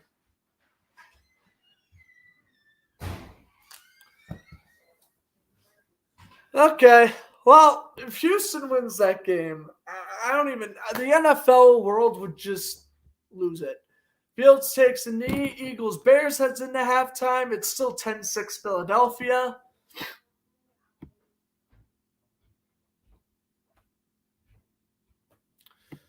Waiting on halftime here. We'd probably have about another 8 or so minutes before the game resumes. So in the meantime, I would like to say, if you guys have been enjoying the broadcast so far, and make sure you go subscribe here on YouTube. Tomorrow's broadcast, another football broadcast. Monday Night Football between the Rams and the Packers. Tuesday will be the Power Skate Show. First episode for that in a while. Wednesday's broadcast. Do I have a Wednesday broadcast in mind? I don't, but if I were to commentate, it will be the Devils and the Panthers. Really good NHL game there. Again, not planning to broadcast on Wednesday, but if I do, it will be Devils-Panthers. And then Thursday Night Football, where these Jacksonville Jaguars will visit MetLife Stadium to play the New York Jets. And then Friday will be the first Bruins broadcast. Since I've returned from college, Bruins and Devils, that'll be a fun one Friday night. And of course, Saturday, since the NFL will be on, I will be commentating football. It will likely be Patriots and Bengals. So there is the broadcasting schedule for next week. But again, I am not planning on broadcasting on Wednesday. But I just might. We will see. We will see. And then Christmas Day, again, I can't really promise. I'm already kind of pushing my luck Christmas Eve broadcasting. Christmas Day, if I were to call a game, it will be Cardinals Buccaneers, the 8:20 game. But yeah, I don't plan on doing that. And then, I really don't know what my broadcasting schedule is looking like after that. My intention is to commentate the Winter Classic for sure. That's January 2nd, Penguins and Bruins.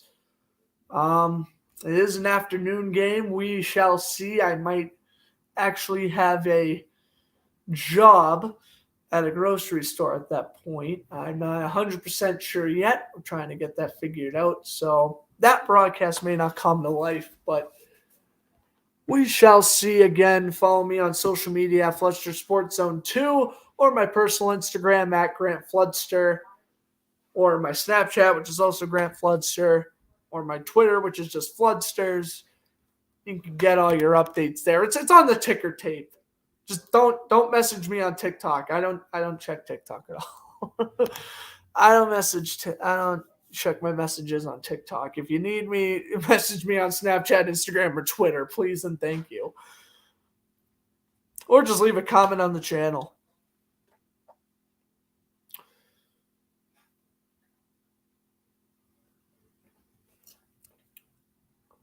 Yeah, if I'm going to do any broadcasts on New Year's Day, it'll probably be Patriots-Dolphins or Jaguars-Texans. I'm not 100% sure yet because Well, hey, this streaming service, it's been good to me so far.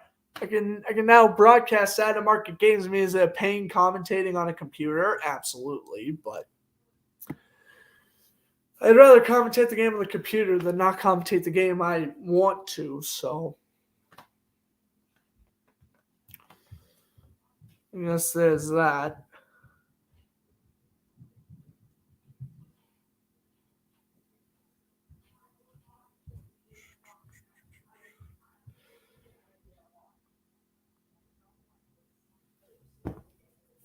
All right. So literally all the games are in halftime right now. Yikes. All right, so I guess we can go through my predictions then to kill some time. So I picked the Vikings yesterday. Thank goodness I didn't change my pick to the Colts. I picked the Vikings.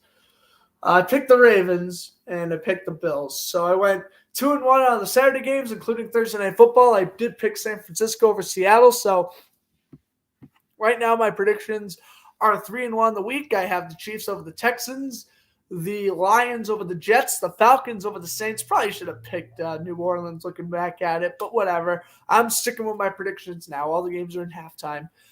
Eagles over the Bears, Panthers over the Steelers, Jaguars over the Cowboys. Whoops. Patriots over the Raiders. Cardinals over the Broncos. That's a coin flip, though. I'm rooting for Brett Rippon. I want Brett Rippon to go off, but no, I do think the Cardinals will win. But I want Rippon to go off. I would not be mad if Denver won. I'm picking the Chargers over the Titans, the Bengals over the Buccaneers, and the Commanders over the Giants. And for tomorrow's game, I think I'm going to pick the Packers over the Rams. But, man, has there been two teams in the league that have not underachieved more than the Packers and the Rams? I mean, that was a potential NFC championship game back in week 1, and it's like, here they are. Whoever loses is officially out of the playoff race. Like, that's rough. That's brutal. And it's a Monday night game. I don't know why they didn't flex it out. I mean, the Packers and Rams still have pretty big football markets, so that doesn't really surprise me why the game didn't get flexed at a prime time. But yeah, if I'm being honest, I probably would have flexed that game at a prime time. For what game? That's a very good question. I mean, I don't want to say Cowboys, Jaguars, because deep down inside, this isn't really a primetime game. I think it's a deserved Fox game, but I don't really know. I probably would have made Chargers, Titans. I probably would have flipped Packers, Rams with and made a Packers, Rams a 425 start. Because remember, Packers, Raiders of this week, Patriots, Raiders of this week, that game was supposed to be the Sunday night game. It got flexed out to a 425 game, which is why Commanders Giants is now not the Sunday night game. So, yeah, that's how the schedule is working there. But we are at the start of the third quarter in Duval County, where the Cowboys keep their 21-7 lead over the Jaguars. Jacksonville to get the ball first as Maher bangs it away, and this is a touchback for Jamal Agnew. So, yes, Jaguars get the ball first to start off the second half. Let me go change the banner here to the third quarter.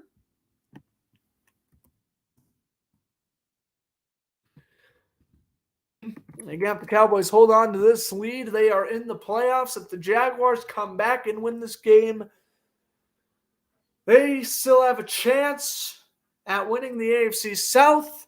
And basically, the Cowboys do not have a chance at winning the NFC East. That's basically how that goes. So a very crucial game for both divisions here. ETN gets the handoff, and he is wrapped up at the line of scrimmage, making it 2nd and 10 for the Cowboys defense, and leading the way was Carlos Watkins.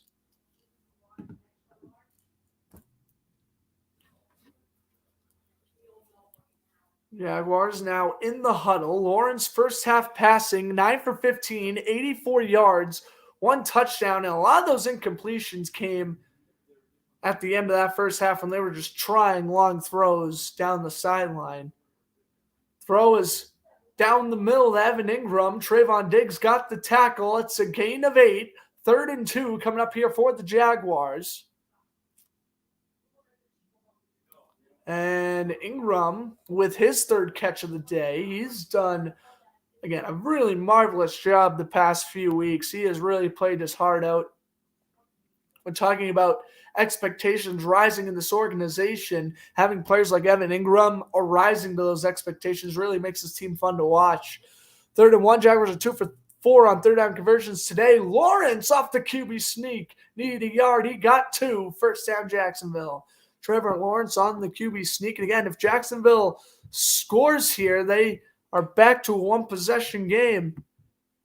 How's it going, John? Yes, I did watch the World Cup final this morning. An awesome game between Argentina and France. I was personally rooting for Argentina. I'm a big Lionel Messi guy. I'm not a huge fan of soccer, but I had to watch the finals, and I was very happy to see Argentina score all their penalty kicks, and that was a really fun game to watch. Here's a pass that is caught by Christian Kirk down the left sideline, right on the money. Trevor Lawrence over 100 passing yards on the day. And there's Christian Kirk's first catch all afternoon. Look at this. He's able to back up, make the adjustment, and he is able to make a pretty impressive grab over number 42 for the Cowboys there, who I believe was just elevated off the practice squad. I'm looking for his uniform. I can't find it, but that's okay. 1st and 10 for the Jaguars now. Ball is placed at the 33, and the throw goes to Ingram. Ingram lowers the shoulder and gets out of bounds at the 27. Yeah, it was a really incredible game. I thought so as well. For someone who doesn't watch a lot of soccer, I can't say with confidence that was the best soccer game I ever watched. Best sporting event? I guess it's kind of up there, but I would still probably put Super Bowls and World Series and Stanley Cup final games ahead of it. But it was an incredible game, and I'm definitely happy that Argentina won. Agnew in motion, 2nd and 5. Etienne busts up the left side, and he's down at the 18-yard line. Jacksonville is rolling as they are in the red zone. And look at the quick offensive firepower that this Jaguars team can show. Following the blockers, Juwan Taylor doing a nice job going from right to left. Able to block the defensive tackle Watkins, and Etienne able to pick up the first down. Ball is placed at the 19. Etienne has 55 rushing yards on the day. Lawrence with 128 passing yards thus far. Kirk in motion. 1st and 10. Lawrence pumps, throws at the back of the end zone, incomplete. Zay Jones, the intended man, and it was Trayvon Diggs in coverage.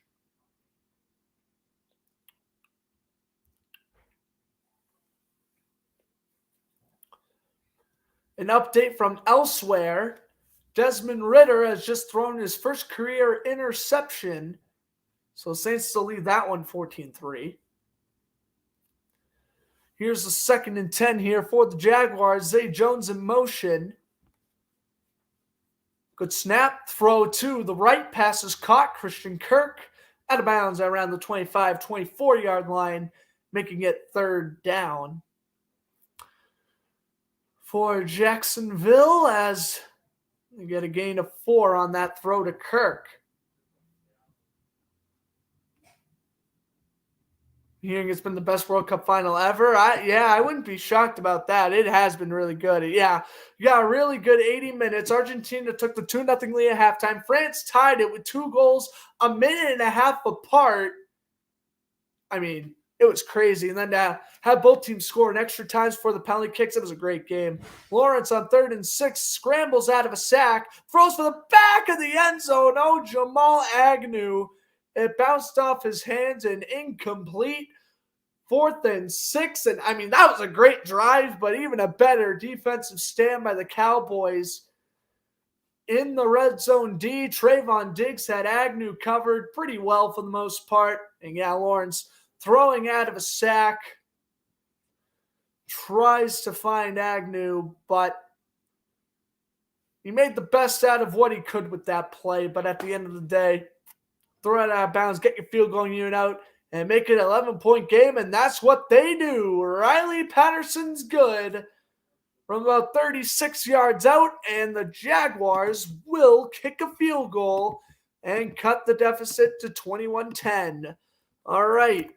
ETN looked really impressive on that drive. That's why I'm talking about ETN showing great glimpses of him being a franchise running back for this Jaguar team. This team is still young, but hey, if they can hang in with a tough team like Dallas, it shows that, hey, whether win or lose, if they can stick with a playoff caliber team like Dallas, they are looking very impressive this season, and they're going to be very exciting the rest of next season. I'm really looking forward to watching the Jaguars next year. Of course, being a fan and, not having to look at a 5-8 record and be like, oh no, if we don't win out, we're out of the playoffs. But also to just take a moment and realize, wow, look at where this team growing from having Urban Meyer win 2 games with the team to coming to this and seeing Lawrence play safe with the football. It's awesome to see.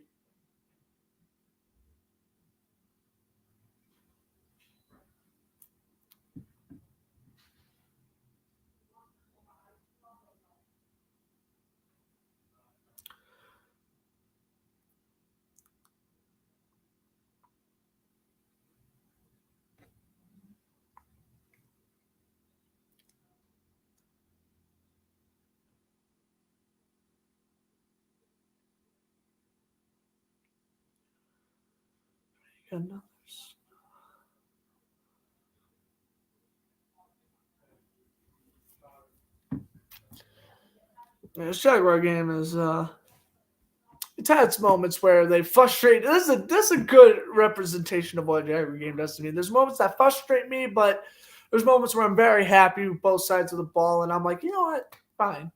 Oh my! Zach Wilson just threw. That might be the worst pick I've seen all season.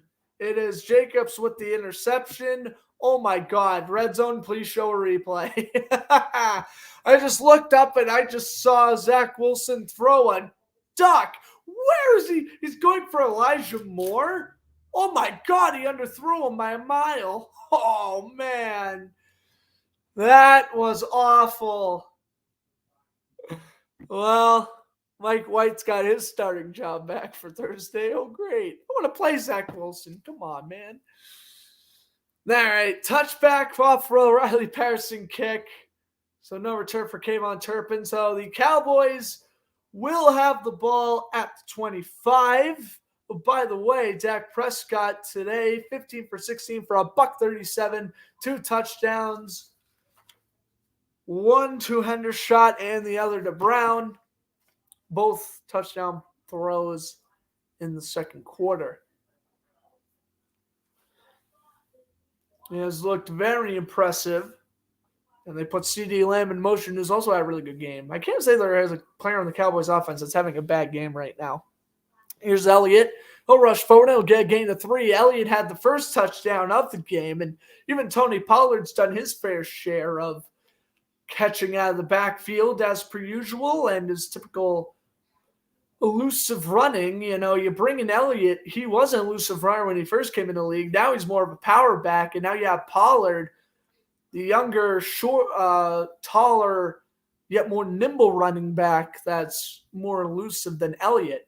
Prescott steps back, 2nd and 8, almost throws an interception, and the big man, Devon Hamilton, can't believe it. The defensive tackle drops back into coverage. Oh, and he almost got the interception. Are you kidding me? Devon Hamilton.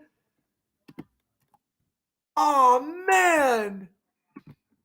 That would have been awesome. The 6'4", 320-pound defensive tackle almost got an interception. Oh, my. 3rd and 8. Prescott throws down the middle. Wide opens Lamb. Lamb's going to run away from Herndon. Put him on ice skates. Gets some blocks. Slam to the 34-yard line, give or take. First down, Cowboys. Yep.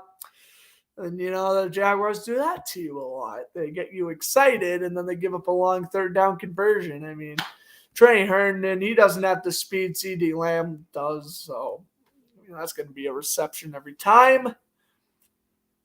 Turns around, makes a nice juke move. Well, what are you going to do there? Fix it to Elliott. Prescott throws, and on the money again to Lamb. Down to the 12-yard line. Actually, the 7. First and goal to go for the Cowboys. And right when they look good on defense, they let the drop interception. I don't know if it got to their heads or not, but the ball is placed at the 12, and Lamb he has done his job this drive for sure. Back-to-back catches accumulating over 35 yards. Handoff goes. Elliott up the middle, lowers the shoulder down to the 4-yard line. They need to get to the 2 for a first. It is 2nd and 2 for the Cowboys at the 4-yard line. Dallas scores a touchdown. They go up by 3 possessions. If Jacksonville forces a field goal, it is still a 2-possession game. Elliott up the middle, stuffed. Dewan Smoot with the tackle. Dewan Smoot, left end rookie out of the 2017 draft class, and he has came up huge so many times in 2nd and 3rd down stops this season, coming up again, bringing down Elliott. It is 3rd and 4 now for the boys from Dallas. Prescott will put Brown in motion. Takes the snap. Prescott throws. Pump fakes. Throws in the back of the end zone. Incomplete. Michael Gallup, who's been quiet. Michael Gallup's was the intended target there. It's overthrown by Prescott. 4th and 4. And I think we are going to get a field goal attempt here. Prescott with a great pump fake. He fooled Devin Lloyd. He was able to throw it back of the end zone, but Trey Herndon all over Michael Gallup, a man of Herndon's speed. And he was able to force the incompletion. So 4th and 4, Brett Maher, 21 for 24 on the season. His long was 60. His career long, 62 yards, came against Jacksonville when these two teams last played in the regular season back in 2018, which was a Dallas win. That field goal is good by Maher, 24-10. So the Jaguars defense, bend but don't break. That has been the Jaguars defensive quo all year long. Now, Jacksonville, they got a field goal last time. That's great. They desperately need 7 points right now. If I'm Jacksonville, I am banging on 10 points. I am banging on a touchdown. 4th and 1 in field goal range. I'm going for it. I'm sorry. Doug Peterson is a very aggressive head coach. Right here, this is where you need to show it. It was fine taking the points earlier, but before this game starts to get out of hand, you need to get aggressive and you need to stay behind the Cowboys for as long as you can, because something tells me deep down inside this defense is going to get another stop and force another couple of punts. So, obviously, we'll see what happens, but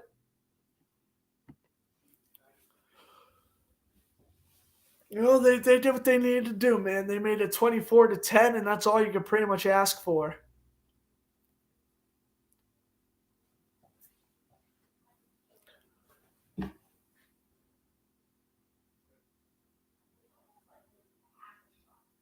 Looks like the Steelers are in the red zone. Mitchell Trubisky tried a QB sneak. That didn't work. 2nd time's the charm. It is. Touchdown Steelers. Mitchell Trubisky on the QB sneak. Talk about that Steelers-Panther game. That game is also flying by.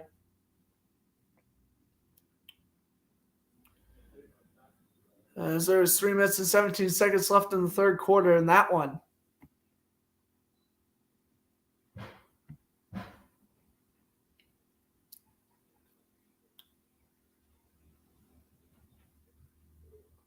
That was a 21-play, 91-yard drive for the Steelers that ended in over 11 minutes.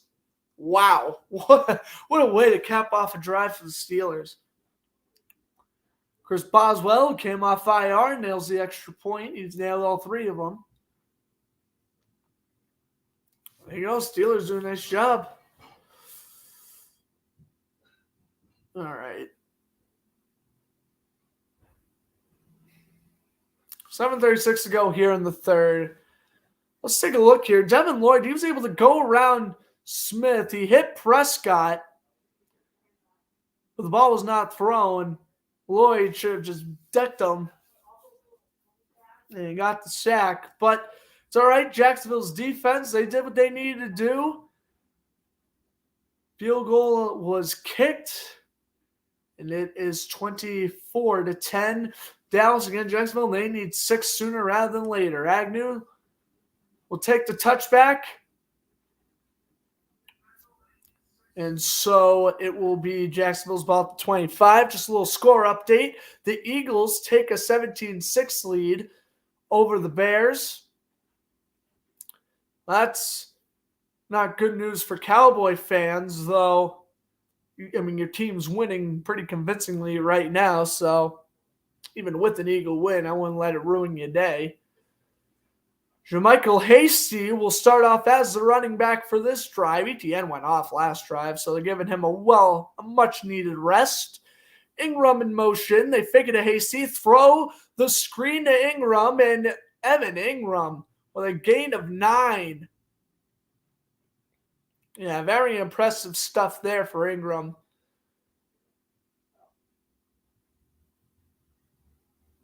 As he goes back to the huddle.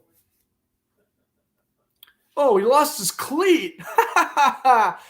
Ingram walking back to the bench as he lost his cleat. And on top of that, we have an injured Cowboy holding his right leg. That is Dorrance Armstrong, the right end. And we will head to commercial break. Injury timeout there. You look at Justin Fields, 70-plus rushing yards in 5 straight games. That's the longest streak by a quarterback since 1950. Who set the original record? Sid Luckman? He was a Bears quarterback.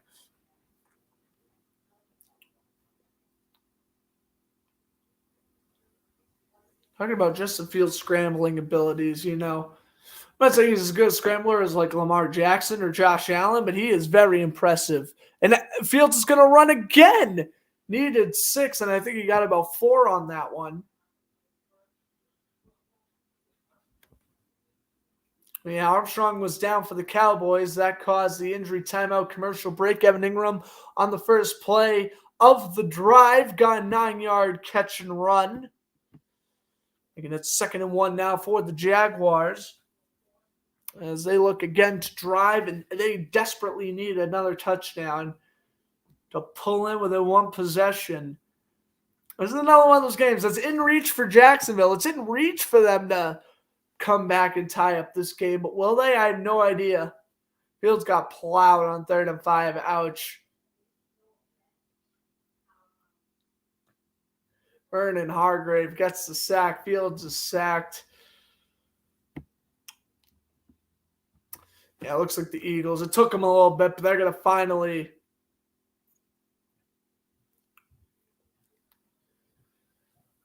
put this game on wraps. Pretty much, I think one more touchdown will win that game for the Eagles. Yeah, poor Fields, man.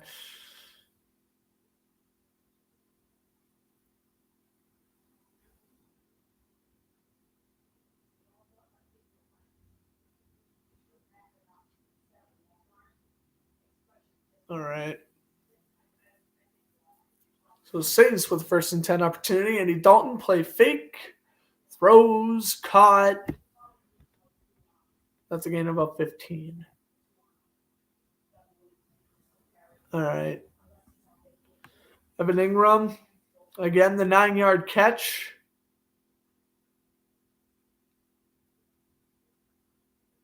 Second down and 1. Zay Jones put in motion. Handoff goes up the middle. And getting a gain of 3. That's the rookie running back, Snoop Connor. The Jaguars drafted Snoop in the 5th round of this year's draft. And he's had limited carries, but he's looked impressive when doing so. Connor remains the running back in shotgun as Lawrence. Fakes the handoff to Connor. Lawrence is going to throw out of bounds for Ingram. 2nd and 10 coming up here for the Jaguars. Look at Chuba Hubbard go. In the Panthers-Steelers game, Hubbard gets about 35-yard catch and run.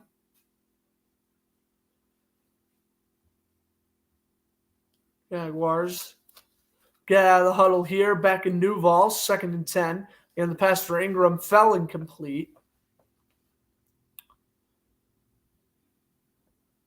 24 dropbacks, 1 sack, and 4 knockdowns.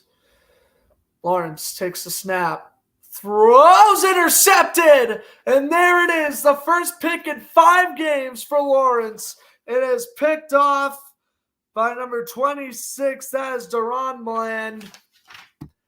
And I think, I might be speaking too quickly, but I think that's going to be all she wrote.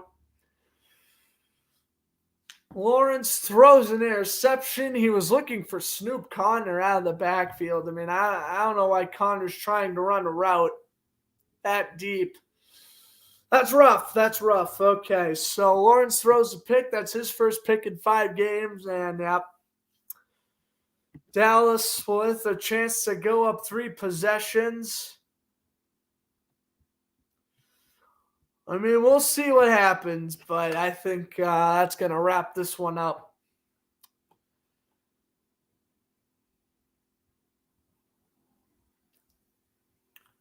They were driving again. I mean, the run game was successful, but they elect to throw deep to a running back that hasn't had much experience running deep routes, and it got intercepted. It looked like corner read the play pretty good as well. So, you know, what are you going to do? In commercial break. And, yep, that might be all she wrote for the Jags. Well, that's all right. Playoffs this year, they seem like a pipe dream, and I think at the end of the day they are. Again, not officially eliminated with a loss, but they might as well be because, I mean, I don't think they're going to come back and win out here. They have the chance to because Jets, Texans, and Titans are all pretty winnable games. The inconsistency of this defense, I think, is the main issue. And then the offense, I mean, they're having their worst game in quite a bit. I mean, at least in the second half against Detroit, they were kind of playing better. Yeah, this is the Jaguars' offense. This is the worst they've played since the first half against Detroit 2 weeks ago. So Lawrence picked off again, and we had to have commercial break. Again, why Snoop Connor's your intended receiver here, I'm not really sure. But he was. It got intercepted. And there it is. Lawrence's longest streak of without throwing an interception in his career is now over. And they get the ball at the 42-yard line of Jacksonville. Already about a first and a half field goal range again, but Elliott loses 2. Juan Smoot on the tackle. Armstrong, man who injured his leg earlier last Jaguars drive, he is now heading to the locker room. If Dallas takes a 31-10 lead, don't expect him to return. And we have another Cowboy lineman down. That's 41-year-old Jason Peters, former Bill and Eagle, 9-time Pro Bowler. And with him out, they will substitute in number 77 as Tyrone Smith, returning from injury. He was expected to return in mid-December, and it is December 18th after all. I nailed that injury right on the head. Second down and 12. Elliott, the running back, or is that Pollard? I can't tell. Actually, I think that's Pollard. It is Pollard. And Prescott throws, caught by Schultz. brought down at the 36-yard line, making it 3rd down and about 6 here.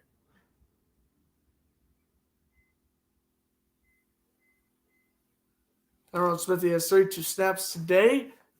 And he'll be getting much more now that Jason Peters is out for the short term. He got off and walked onto the field under his own power, so that was a good sign. 3rd down and 4, Lamb in motion. Prescott will take the snap, steps back. Prescott scrambles out to the right, throws on the run, and that pass is incomplete. Cisco broke up the pass intended for Pollard. 4th and 4, and the Jaguars defense, again, bending but not breaking. Heck, they essentially forced a 3 and out. They would have if the Cowboys weren't in field goal position. They are in range. On 4th and 4, Brett Maher, again, his season long is 60. We'll see how long this one is. This is about 53 yards. So in makeable range for Maher. Good snap, good hold. Maher's kick is gonna slide in. 27-10, 3-possession lead for the Cowboys. Again, bending but not breaking and not allowing a touchdown is great, but the issue is you're falling more and more behind. 27-10, the Dallas Cowboys lead, and it is going to be must-score time for the Jaguars here. As it has been, but now it most certainly is. You need to get this game back to 2 possessions. If you score a touchdown, you're still putting yourself in a manageable comeback. 27-17 looks a lot better than 27-13. So Cowboys have scored 25-plus games in each of the last 7. That ties the longest streak in team history. Wonder when that was. Was it 70s, 80s? Probably 90s when they had Troy Aikman and Michael Irvin and Emmitt Smith. Who knows? 5:21 to go in the 3rd. Maher kicks it away. Touchback.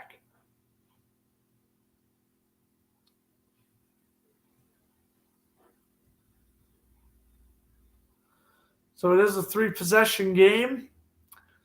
And Lawrence coming off his first interception in quite some time. He's got to shake it off and get down the field and get this comeback. Come on. If Minnesota can come back 33-0, how hard is 27-10? Obviously kidding, but still. See what I'm bringing out? Minnesota showed that any comeback's really possible. You just got to work hard and try to come back here. They use Dan Arnold as a tight end block. ETN rushes up the middle and gets a gain of 6. Let's take a look at the turnovers for Jacksonville, which has killed them. The fumble by ETN early in the first quarter, and then the Lawrence interception. Despite Jacksonville trailing, they've only had 2 interceptions, and the Cowboys did cash in on both. A touchdown off the ETN fumble and a field goal moments ago off the Lawrence interception. ETN again gets the rock. Needed 4, and he picks up 8, a first down.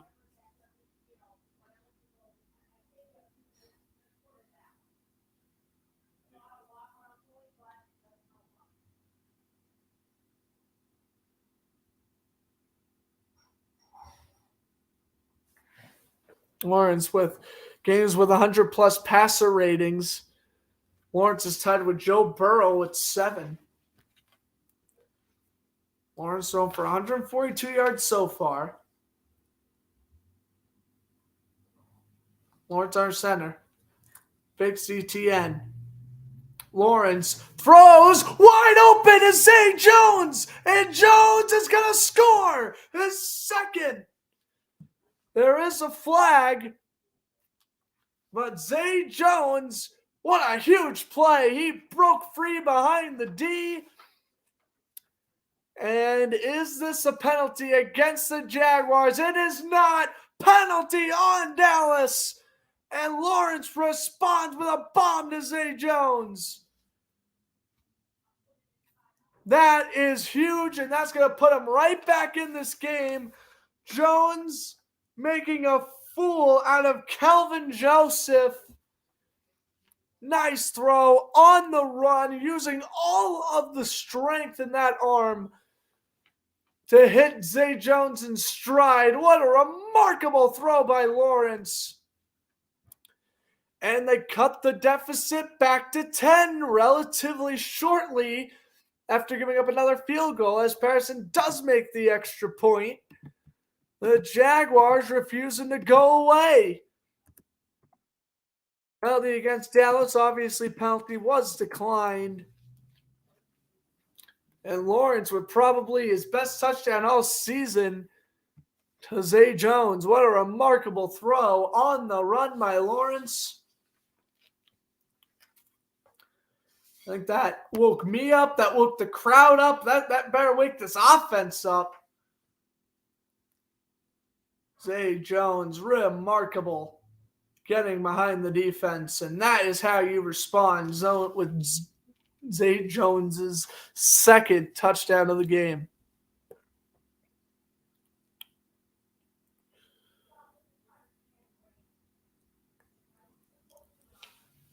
Again, you just need one stop by this defense, and anything's possible here. They are keeping the Cowboys within striking distance, but they need to be more. They need to be more consistent on offense. Now the defense has played what has been a practically superb third quarter. Returned by Turpin, and he is dropped at the 15. Big play, really big play. When you don't let Turpin break off for a big return, that's successful. Look at Turpin here. Daniel Thomas there. Same with Andrew Wingard. And others combining on the tackle. Shaq Quarterman there, the third-year linebacker out of Florida.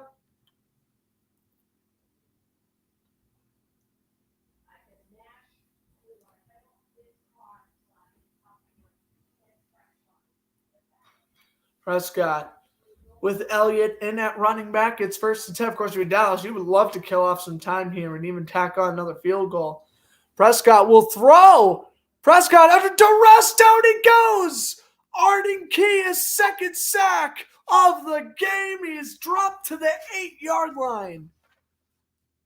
Oh, Duval is getting loud. This crowd is excited. A huge touchdown, a huge sack on the first play of the drive for the defense. Able to work around the left tackle, no problem. Prescott tries to roll out to the right. Key brings him down, and Jacksonville is alive at 2nd and 18.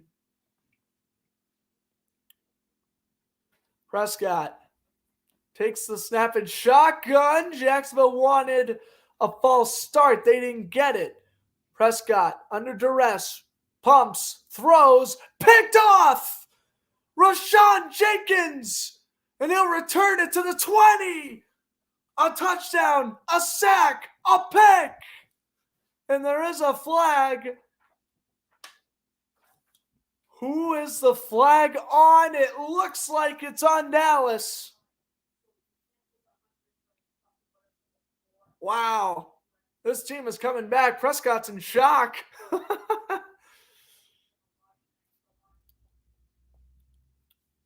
The flag is a hold. Oh, against Jacksonville. So what's the situation here? An illegal block, but the pick will... Okay, so an illegal block on Jacksonville. So the pick stands. Jacksonville gets the ball. Just have to back it up. They will not get the ball to 20, more so the 30. Oh, man. The momentum has shifted in favor of Jacksonville. And Devin Lloyd, he's got to get called with the penalty as he blasted Justin Schultz.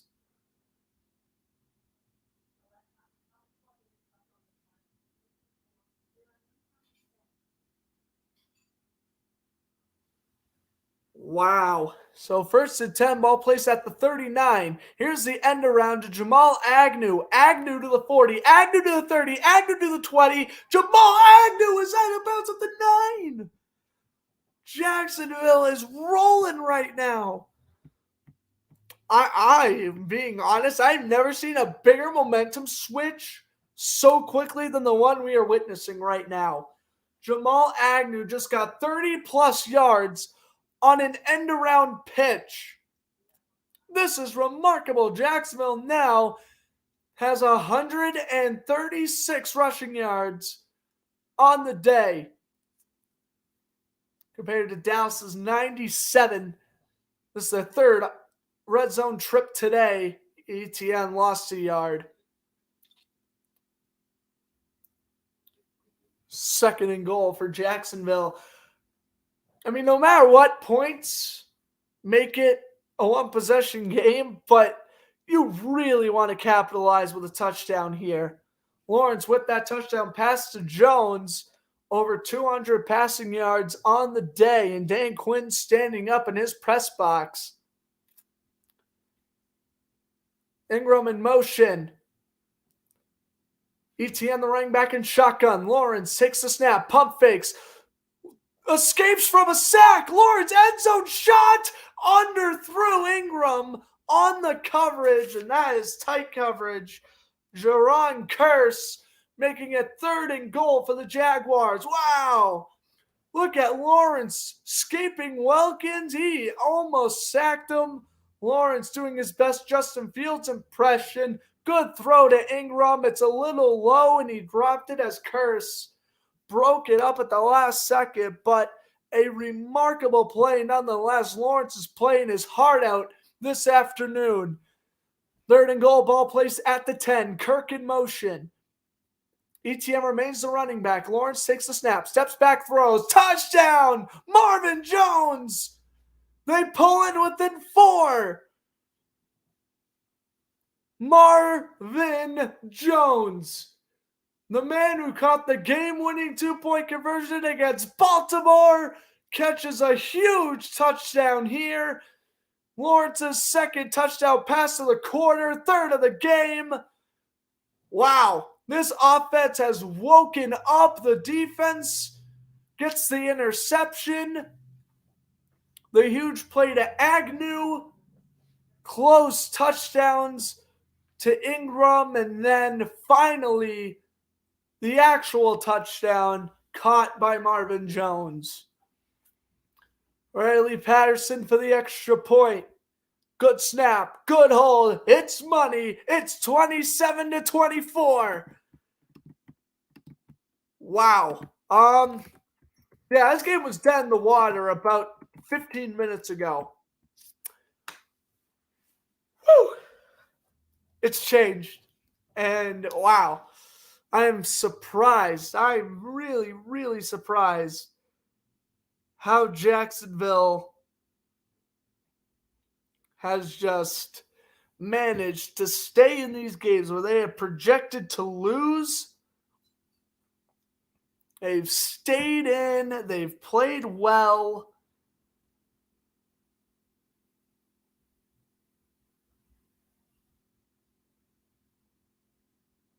And, wow, I am just proud of this Jaguar team. Win or lose, they have played out of their minds the second half.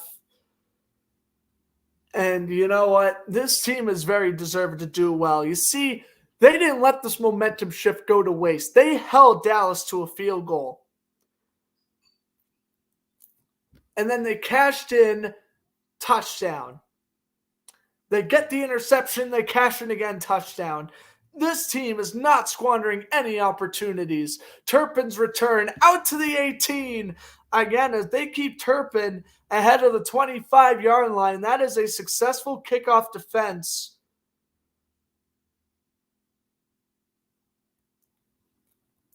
I don't even know what in the world is happening right now. Nothing but a whole lot of momentum shifting. And this Cowboys team They've had trouble putting away teams in the Mike McCarthy era.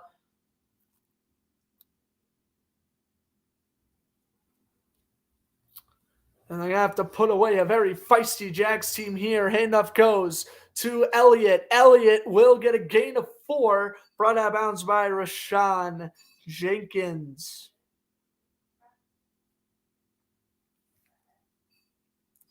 Oh my, the momentum has shifted and it is real. I mean, awesome to see it, though. It really is. Keeping this game very interesting at 27-24. 2nd and 5. Elliott, handoff. He will lose 2. Josh Allen in the backfield. It's 3rd and 7 now for the Jaguars defense. No way they go 3 and out.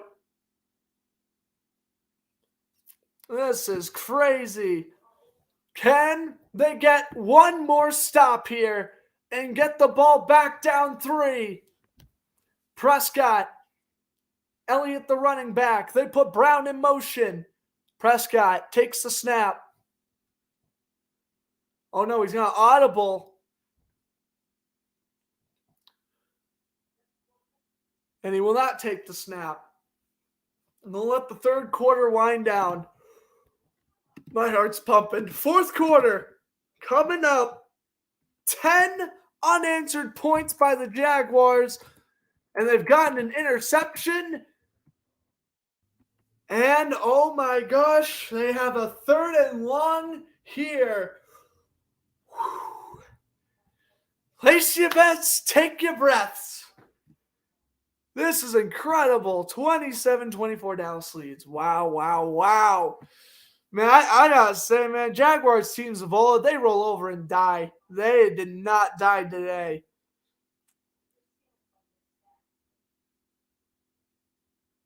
They faced adversity, and they have been playing their hearts out today. Even trailing, Lawrence threw his first interception in 5 weeks. It don't matter. It has not slowed down this team's heart, their determination. And oh my gosh, ladies and gentlemen, we are a 3rd down stop away from seeing the Jaguars get the ball back and potentially taking the lead. I don't know how, man. Dallas has been dominating all day. They were up 14-0 before Jacksonville even had a pulse. And look at what has happened. Look at what has transpired in that 3rd quarter. Dallas field goal.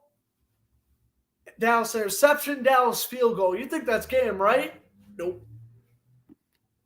But Jaguar teams of old, absolutely. Last year's team, absolutely. Not this team. They've slowed down Kayvon Turpin, which, he had to return that one out to almost a 40 already. He's been playing a great game.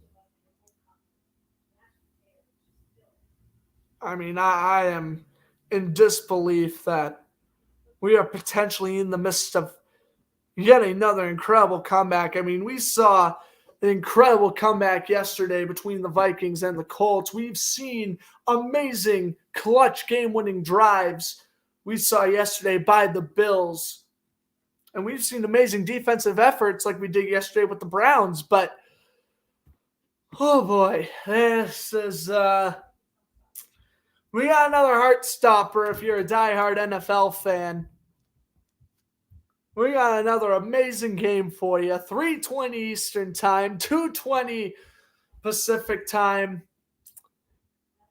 And it's 3rd and 7 for the Cowboys. The ball is placed at the 22-yard line of Dallas. They dial up the blitz. Prescott steps back, pump fakes. He has to run out of the pocket. Prescott runs. He is short. Prescott gets a gain of 2. 4th and 5. Bring out Brian Anger.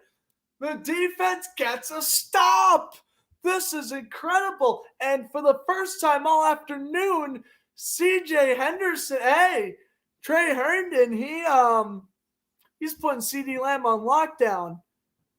CJ Henderson, he's on the Panthers. They were showing the Panthers on Red Zone, which is why I said CJ Henderson. Oh my gosh.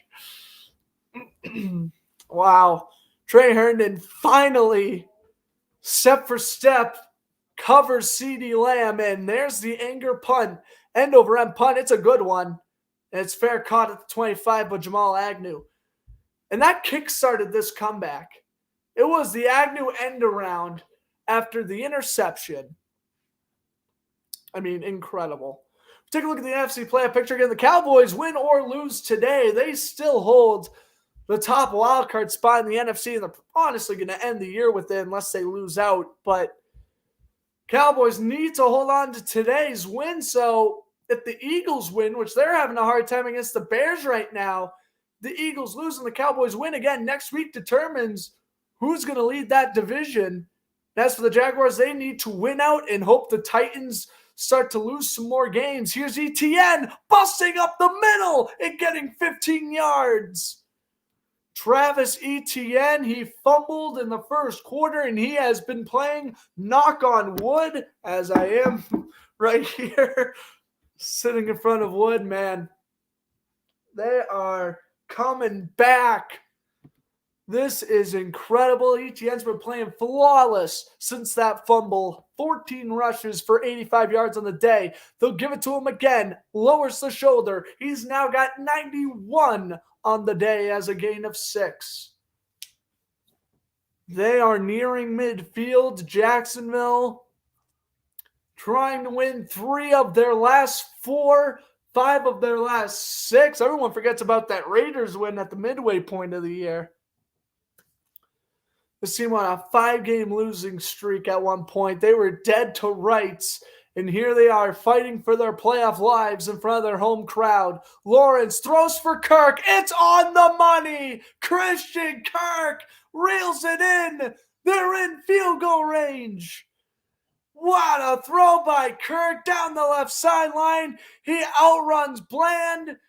And Kirk, this is why you pay this man so much money.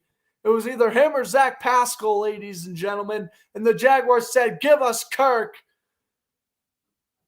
Nice cross route. Marvin Jones being used as a decoy, allowing Kirk to get open. And the ball has been placed at the 27-yard line of Dallas. Lawrence under center, puts Zay Jones in motion. Handoff goes to Etienne. Etienne takes it to the right side, lowers the shoulder, down to the 22, 21-yard line. Oh my goodness. My heart is thumping, man. It's also really exciting, of course, as a Jags fan. This is also really, really intense. Second of 5, Etienne will get a gain of 5 there. We still have 12 minutes, 12 whole minutes of regulation left. Oh my God, we are going to be in for what should be a phenomenal game. They have JaMychal Hasty as the running back now. Ingram put in motion. 2nd and 5. Handoff goes. Hasty takes it to the right, and Hasty gets a first down and much more. 11 yards for the former 49er, JaMychal Hasty. He has a few touchdowns this season. He has a touchdown against the Colts, or the Ravens, and potentially trying to add another against Dallas right now. He just follows the blocking. Fantastic blocking by Brandon Sheriff out in front. The right guard who used to play for the Commanders joins the Jaguars this offseason. A much-needed offensive lineman for this team, and he has paid dividends. Etienne gets the handoff on 1st and goal. He is down at the 6. Brought down the play by Wilson and number 42, Anthony Barr. It's because of the number rules. They're confusing me. I keep on thinking 42's in the secondary. No, it's Anthony Barr, the former Viking. He's in his first year with the Cowboys. He signed a 1-year deal with them back in July. And Wilson is injured. Wilson, while making the tackle, looked like he may have injured his ankle. And they are checking on Donovan Wilson right now at around the 5-yard line. Lots of prayers to him and his family. Hopefully he's all right. Dallas has already lost a couple of defensive players. They are already lost Dorrance Armstrong back in the third quarter, and they're already hanging into this game without Devontae Bond, Anthony Brown, Jonathan Hankins, Jordan Lewis. And that's not even including the offensive injuries.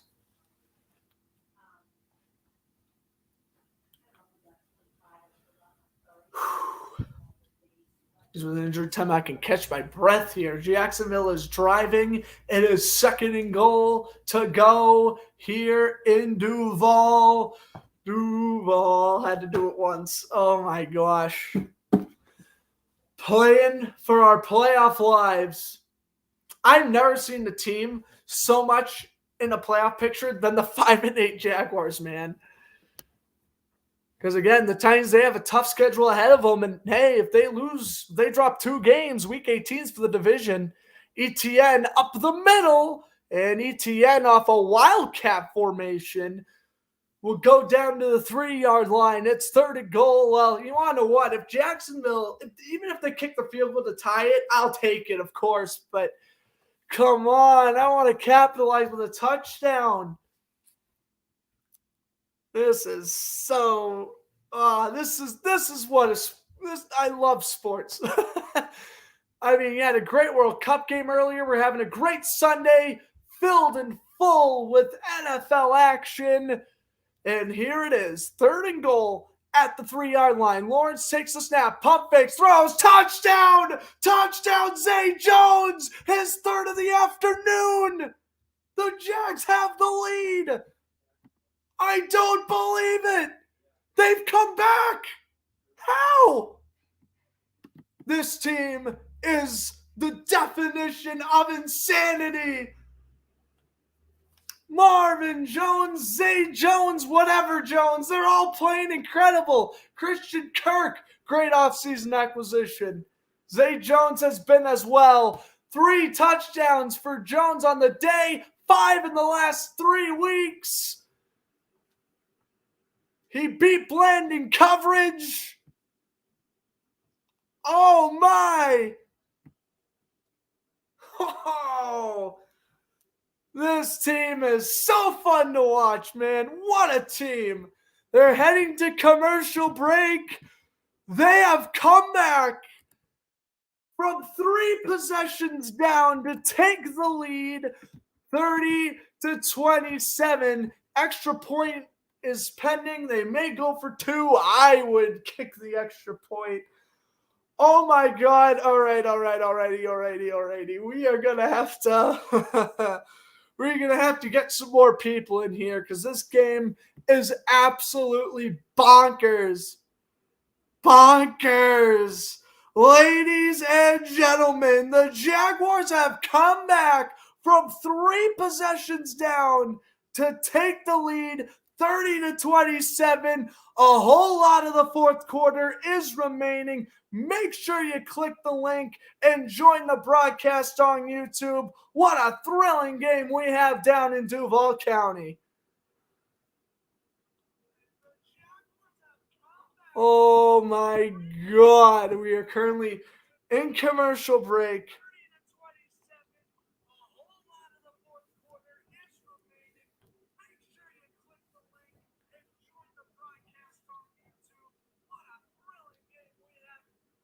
Oh my God. I mean, how? How and why are we winning this game? This is crazy. This is nuts.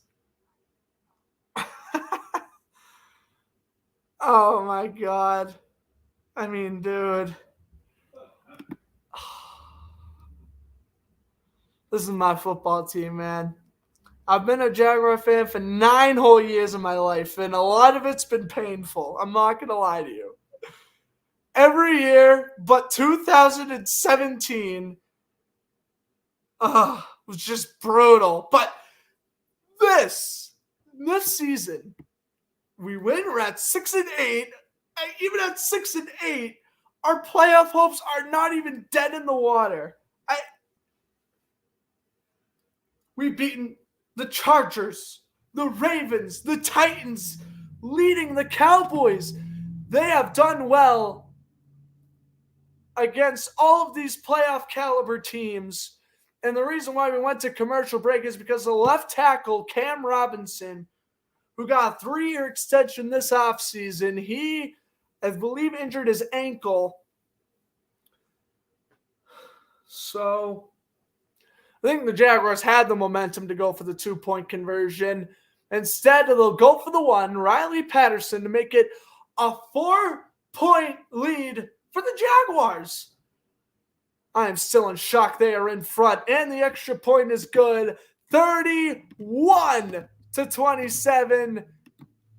I'm getting goosebumps, man. This is insane, bro. How in the world? All right.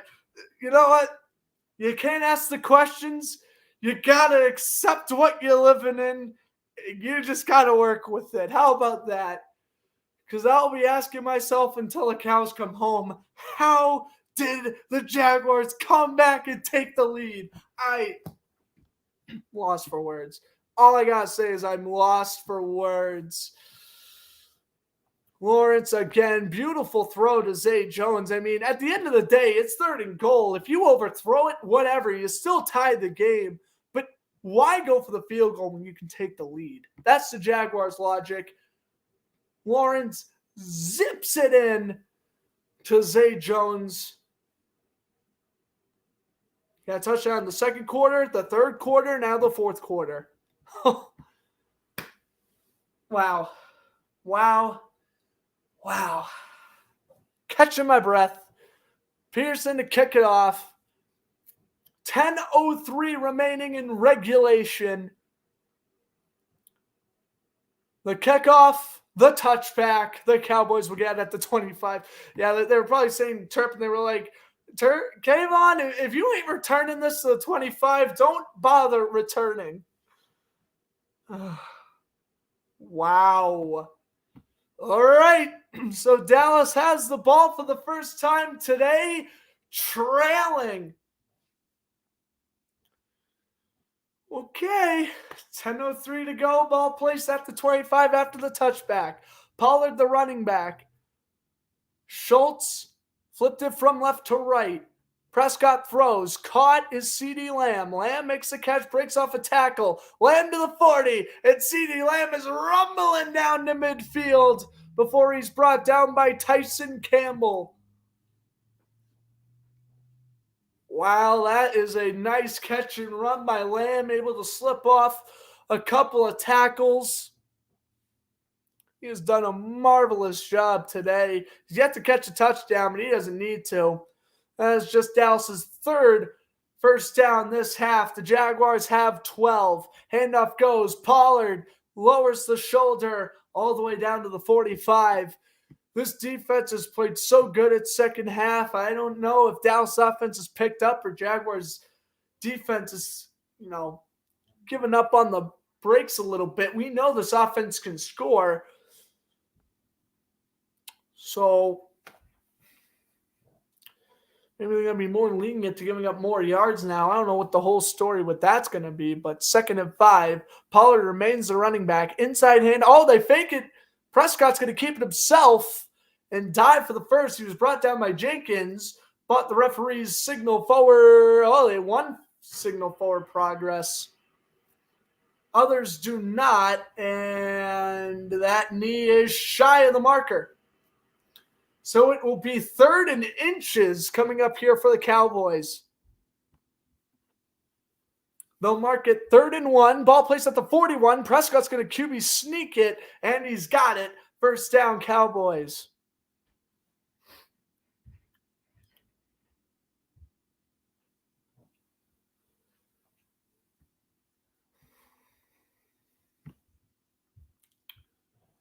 With 8 minutes to go now in the fourth. Yeah, Dallas, they got to kill off some time.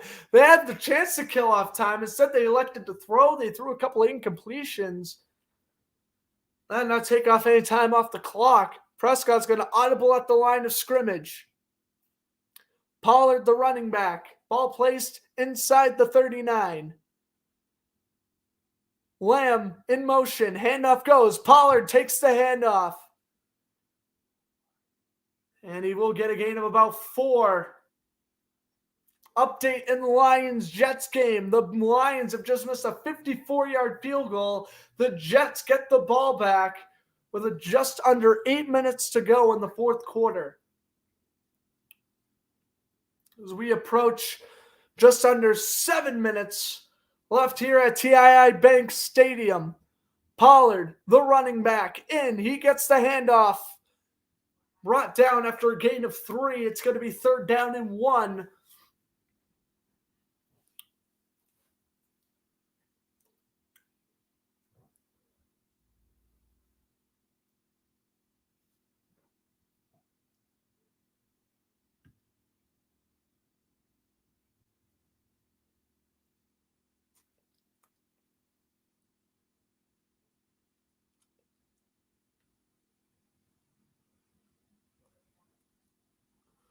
All right, 3rd down and 1. And here's a QB sneak by Prescott. And again, Prescott converts.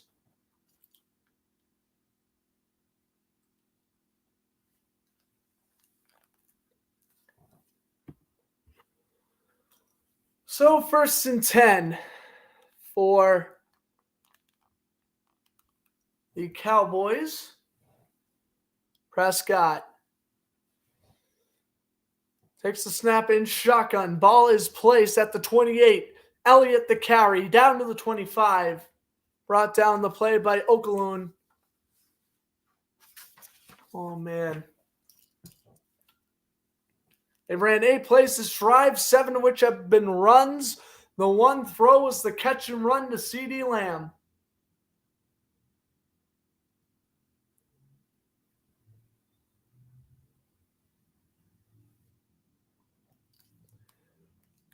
Second down and 5.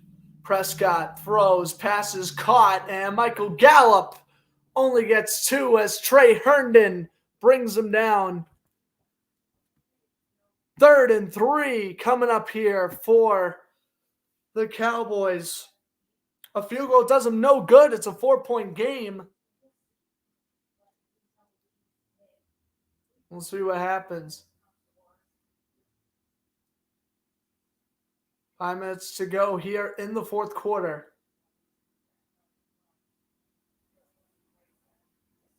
3rd and 3. Prescott puts a man in motion. Empty backfield. Ball placed inside the 23. Prescott throws the screen. Pollard is going to make it.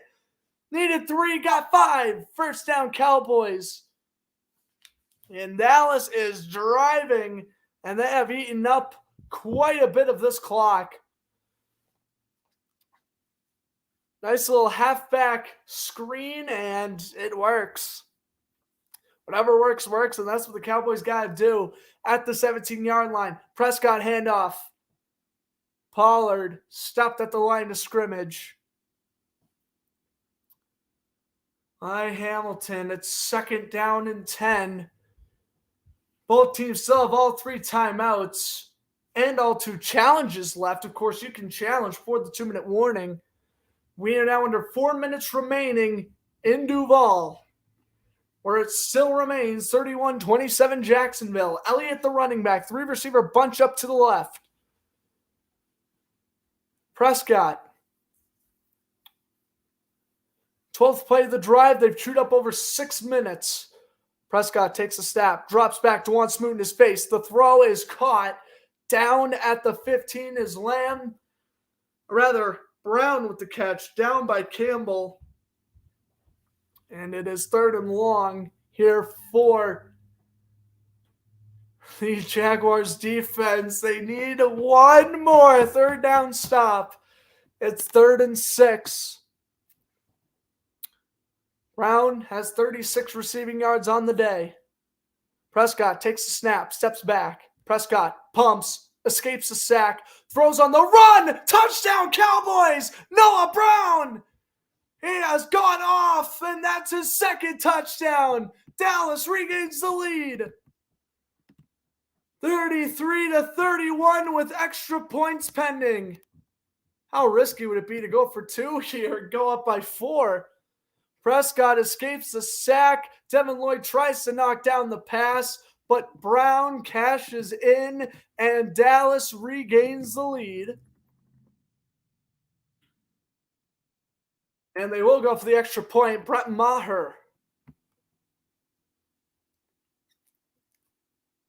Good snap, good hold, and that kick is, just good. Just good. 34-31. Trevor Lawrence had his first ever game-winning drive when trailing 2 weeks ago against Baltimore. Actually, 3 weeks ago against Baltimore. He had a game-winning drive against the Raiders, the Ravens. He had game-winning drives last year against the Dolphins.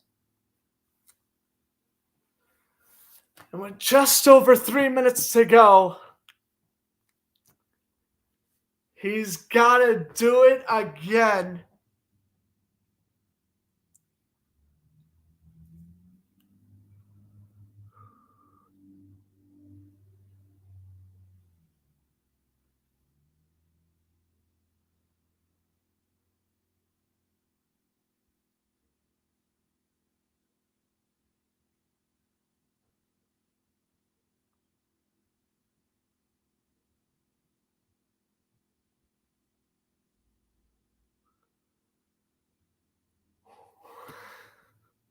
Yeah, catch my breath still. Oh my gosh. Will they win? I don't know. I picked Jacksonville to win, but Dallas has the lead.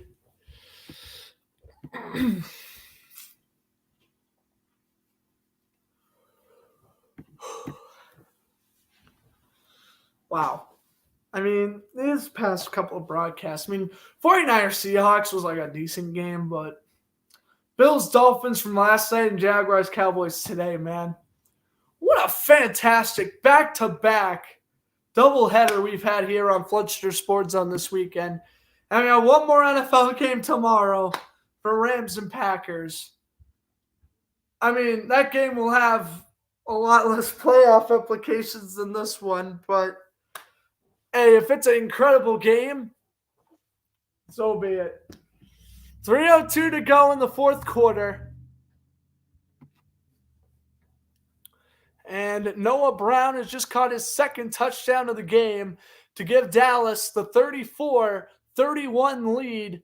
And they have scored their first points since the early third quarter. They've scored their first touchdown since the second quarter. And Dallas blew the lead, regained it. We have 3 minutes and 2 seconds to determine a winner. And again, not trying to jinx nothing, but this game could potentially go into overtime. You just never know. Touchback. Agnew does not touch.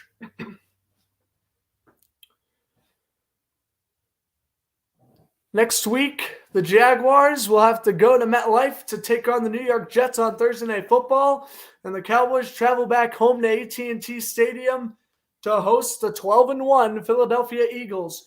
A Cowboys win today and an Eagle loss today. That game will determine the division. The Jaguars, with the loss, their playoff hopes are dead to rights. With a win and a tiebreaker over Tennessee, they just need to keep on winning and just hope the Titans keep on losing. Marvin Jones put in motion. Ball placed at the 25, 1st and 10. Lawrence throws, caught to the 30. That is Evan Ingram. Evan Ingram with the catch and a gain of 5. No need to rush anything. Both teams still have all 3 timeouts. Just want to go on a nice, smooth drive here if you're Jacksonville. Preferably score and preferably don't leave too much time left on the clock. 2nd and 5. Lawrence in shotgun with Hasty at running back. Lawrence throws, caught, a gain of 7. Christian Kirk. A first down for the Jaguars, and if Jacksonville's greedy, they might want to run just one more play before the 2-minute warning. I think they're going to try to run the ball with DTN right now. Hasty actually remains the running back. Never mind. Lawrence is going to throw, and Lawrence is going to throw out of bounds, intended for Marvin Jones. And oh man, my heart was skipping when he released that football. 2:01. So you got to run another play. I really wish they ran it on first down so they would just go to the 2-minute warning. Now I'm going to be facing a potential third down after the 2-minute warning, and that would really stink. Even with 3 timeouts, you're too late in the game. I think you absolutely got to go for it. Unless if it's like 4th and 20, then maybe you don't. But, I mean, even the Ravens converted a 4th and 29 before. Agnew in motion. 3 seconds to go on the play clock. Down to 1. Lawrence takes the snap. Quick throw. It's caught. Agnew showing off speed, and he's brought down at the 42, making it 3rd and about 4, give or take 3. Wow. Here we go. The 2-minute warning has hit. Jacksonville trailing by 3. They need to convert 3 more yards. Keep this drive alive. Well, it's 3rd down. You don't want to go to 4th down situations. Oh, my God. Ah, man. You don't even know. I mean, I'm keeping my composure in because obviously I'm broadcasting the game. And while, I'm very emotional right now, I got to make sure I control myself, deliver what's going on as we do the play-by-play. But, oh, my God. Bro, I would be, on the floor, I would probably be on the floor, needing to be, reassessed. You need to get the paramedics because I'd be freaking out right now. I love my Jaguars, man. I'm a very passionate fan, if you couldn't tell. I've even gone on illegal streaming services online to watch them play. So I think that shows you enough. And wow.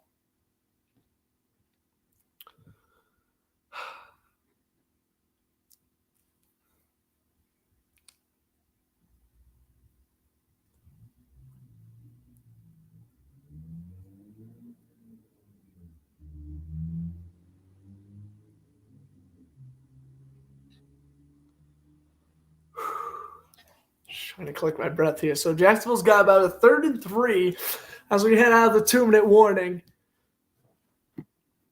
And it's Zay Jones. Not 1, not 2, but 3 touchdowns so far.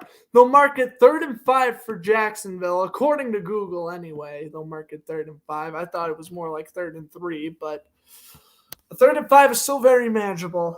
Jamal Agnew with a 5-yard catch and run. He has speed. I love using him in short throwing situations. And here we go. I am behind, so I'm not even looking at the chat right now, but if I do look back, please do not spoil anything, or else you are going to be banned from the chat. I'll just, remove you from being able to comment. Jaguars are 0 for 20 in their last games against the NFC. They've lost the first 3 to the NFC East, and they've also lost to the Lions. Lawrence throws on 3rd and 5. It's complete to Christian Kirk. The Jaguars go to midfield. Trayvon Diggs wicked upset, knowing he should have deflected this pass. It's a nice curl route by Christian Kirk. In shotgun, Hasty remains the running back. Lawrence, under pressure, avoids a sack. Lawrence is going to run. Lawrence picks up a block, loses the football. Ball is out, and the Cowboys have it. Trevor Lawrence tries to play hero ball. He rushes for the first down. He gets hit. The ball comes out, and Micah Parsons right on top of it. Oh, no. Lawrence, he had the first. Why didn't he dive? Oh, what a crazy ending. He tries to juke. Javon Curse punches the ball out. And wow. Jaguars still have all 3 timeouts, so this game is not over, but oh, man. Lawrence, man. That's all right. He needed to dive after that. He really did. I don't know why he's trying to play hero ball. You need to get the first down and slide. Slide is what you need to do. Jacksonville still has all 3 timeouts. So does Dallas. The Cowboys will win this game with the first down. I'm proud of my team no matter what, but that one's on Lawrence for sure. Elliott. Handoff, and he's wrapped up by DeJuan Smoot. That's going to be a loss of about 5 or 6. Oh, my goodness. And Jacksonville obviously needing to call timeout. Well, if they force a 3 and out, Jacksonville will have about a minute left to work with. I mean, Lawrence avoids a sack. He has the first down. Now, again, he's trying to play hero ball, get the team into field goal range, but there's no need to. There's 4 Cowboys right in front of you, man. Get the first down, you just fall forward. I'm not saying it's Lawrence's fault. He's just trying to play hero ball. He's trying to make sure he doesn't get himself injured. And that's going to be a loss of 3 for Elliott. But he's only holding the football with one hand. You can't do that. You got to wrap up the football. 2nd down and 13. The end around to Pollard, and Tony Pollard's going to be brought down after a gain of 2 to the 38. A minute 20 to go. Jacksonville calls another timeout. It's 3rd down and 11. If Dallas picks up a first down, it is over. If the Jaguars stop them, they get the ball back. No timeouts, but they get the ball back with probably a minute and 10 or so remaining. They would have a lot of time left on the clock. The Cowboys, with that run by Pollard, gain 3 yards. They go back to the original line of scrimmage. All they need is just one more stop to give Lawrence one more chance to redeem himself. That fumble will be erased in history if he gets one more chance for a game-winning drive. 3rd and 10. Prescott takes the snap. They will throw. Prescott chucks it up, and the pass is out of bounds and incomplete. I have no idea what Dallas is doing throwing deep. Jacksonville forces an incompletion. They save a timeout, and they're going to have about a minute and 5 to work with. Trey Herndon did a fantastic job covering Noah Brown. And again, Trevor Lawrence saying, I got you, gentlemen. I made my one mistake, but they gave him one more chance. Oh, Lawrence, please play wisely. If the Jaguars do not score here, it is game over. Agnew will return. Agnew slips off a tackle all the way down to the 29. A man won with one timeout. Whew. Lawrence, when you run, Trevor Lawrence, you can't hear me right now, but Trevor Lawrence, if you run the football, slide, dive forward, or just protect the football. That's all you got to do, my man. Lawrence has a chance to change what was perhaps the biggest mistake of his career and just erase it. Hasty stays the running back. Lawrence, 1st and 10. Lawrence throws. Pass is incomplete. He threw that one to triple coverage. Yikes. Marvin Jones, the intended receiver. It's incomplete. 2nd and 10. Coming up here for the Jaguars. Yep, that one should have been caught by Jones, honestly. I mean, it's a low throw. Lawrence put it in the proper position.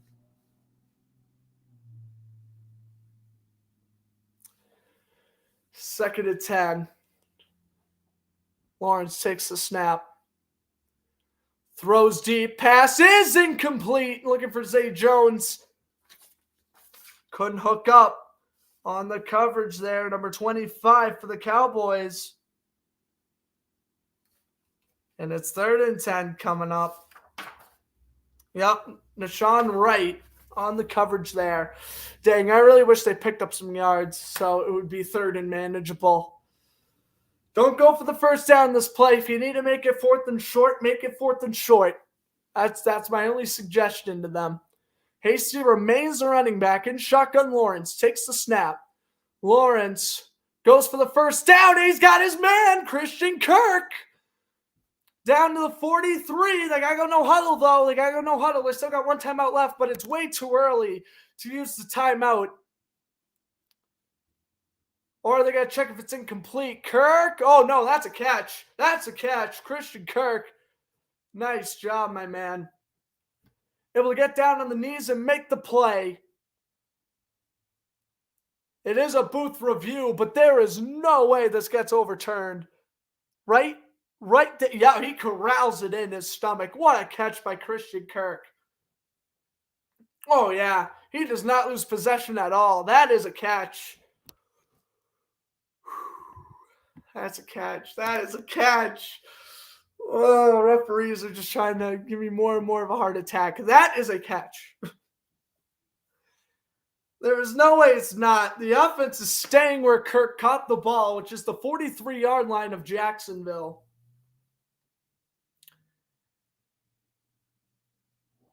Yeah, he keeps that. He definitely keeps that. The fact that it's a review is making me so nervous because they're taking so long. But, I mean, this has got to be a catch, right? There's no way it's not.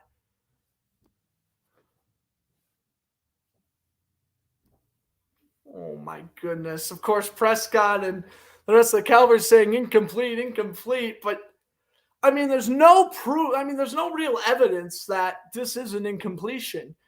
He's down on two knees. He makes the catch. He corrals it in the numbers. Does he lose possession? Well, we don't have a camera angle to assess that he lost possession. And then right there, when he comes up from the ground, he still is holding the football. It's close. It's really close. But I don't think that there's enough evidence to overturn that. I think this is a catch, and I think there's enough evidence to overturn the fact that it's not a catch. Not enough evidence. McCarthy's pleading his case. The officials have confirmed it's a catch. Christian Kirk on the 3rd and 10 hookup as Trevor Lawrence's 23rd completion. They are about 25 yards out of Riley Patterson field goal range. Are we going to go into overtime, ladies and gentlemen? Well, not trying to jinx a thing, but we do not know just yet. Lawrence with Hasty in at running back. He takes the snap. Dropping back. Lawrence going to step up. He's going to throw to Hasty. What a heads-up play. And Hasty gets out of bounds. What a heads-up play by Lawrence. Avoids a sack, saves their timeout. He throws to Hasty and not only picks up a yard, but he gets 2 yards and he gets out of bounds. 2nd and 8. Man, if I was a Raven fan, I wouldn't have to worry right now. We'd have Justin Tucker as our kicker. Oh boy, this would be a lot less stressful. Lawrence takes the snap. Under duress, throws, passes caught. Evan Ingram working to get out of bounds. He does not, and Lawrence calls timeout with 8 seconds left. Lawrence was almost caught arguing with the officials, and now he's saying, well, what the heck? How did he not get out of bounds? Trevor, he didn't. Doug Pearson even arguing his case, but is this out of bounds? I don't think so. He's out of bounds. Just barely, but he's out of bounds. Which means if he is, they would put seconds back on the clock. And Jacksonville would get their timeout back. At live speed, I thought he was tackled inbounds. Seeing the replay, I think that's a 50-50 shot. I don't know what they're going to call here.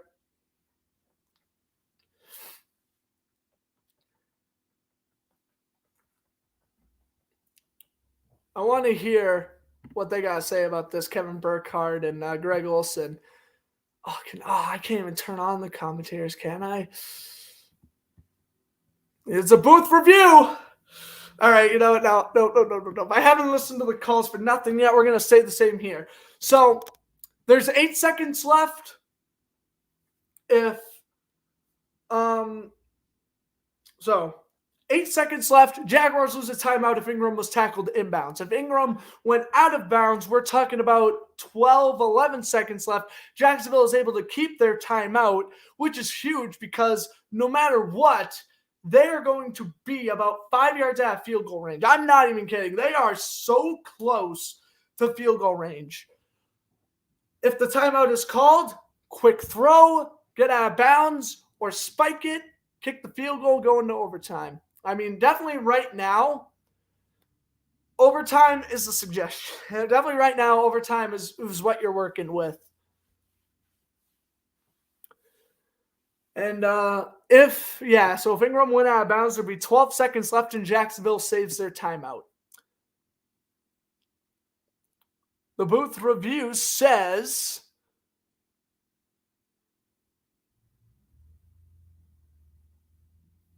that the call is reversed.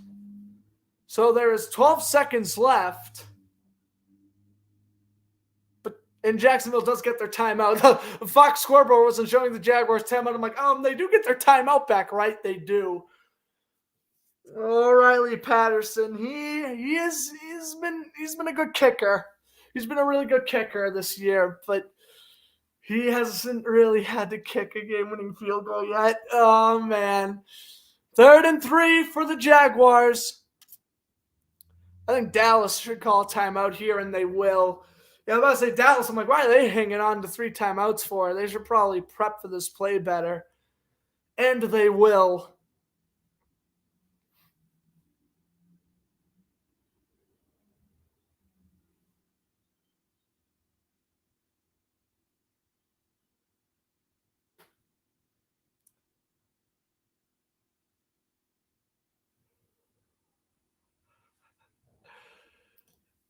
This is just so stressful.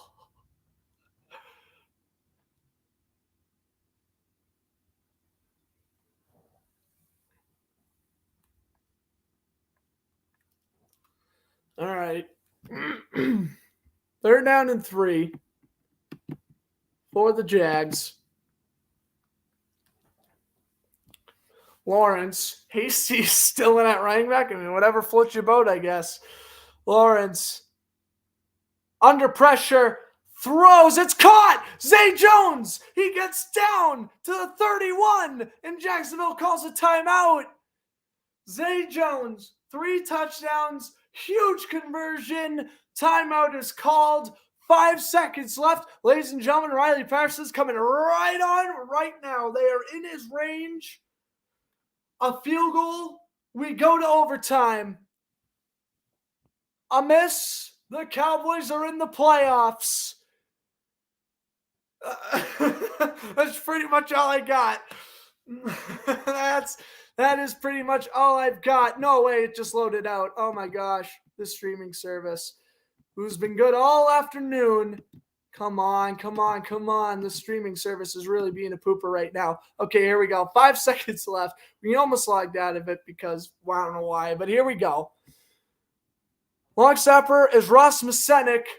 The punter, Logan Cook, the holder. 48-yard attempt for Riley Patterson. The kick, the snap. The kick is good. Timeout. Cowboys iced them. The Cowboys iced the kicker. The kick was good, but the Cowboys used their second timeout. Riley Patterson, man. The biggest kick of his life, 48 yards. He's bounced around the Lions and Steelers practice squads before out-kicking a rookie this offseason, earning a spot on this team. He was made for moments like this. And now for a chance at a 48-yard field goal. Again, makes it. We're going to overtime. Misses. The Cowboys are in the playoffs with an 11-3 record. The 48-yard field goal. Good snap. Good hold. Patterson is right down the middle. We're going to overtime. 34 apiece. Riley Patterson, 48 yards out, ties the game at 34.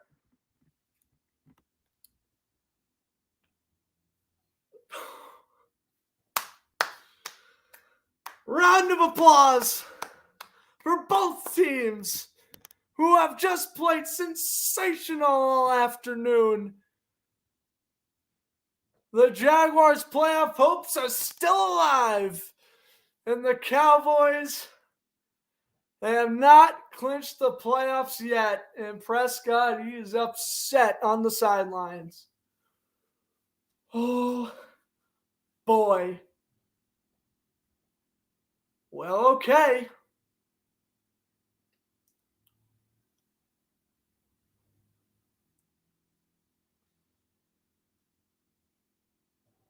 Now the coin toss for overtime, in which I will share the screen so we can hear the audio. Or there's a defensive score. If the score is tied at the end of the overtime period, the game will Since the Cowboys are the away team, they'll get to Each choose. team will have 2 timeouts. We'll have fourth quarter timing rules, and all replays will come from upstairs. Any questions? Dallas being the visiting team, you will make the call. Heads, tails. What's your call? Tails. Tails is the call. Tails is the call. Heads. Heads! And Jacksonville will receive. And I cannot show any more of the game or else this stream is going to get taken down.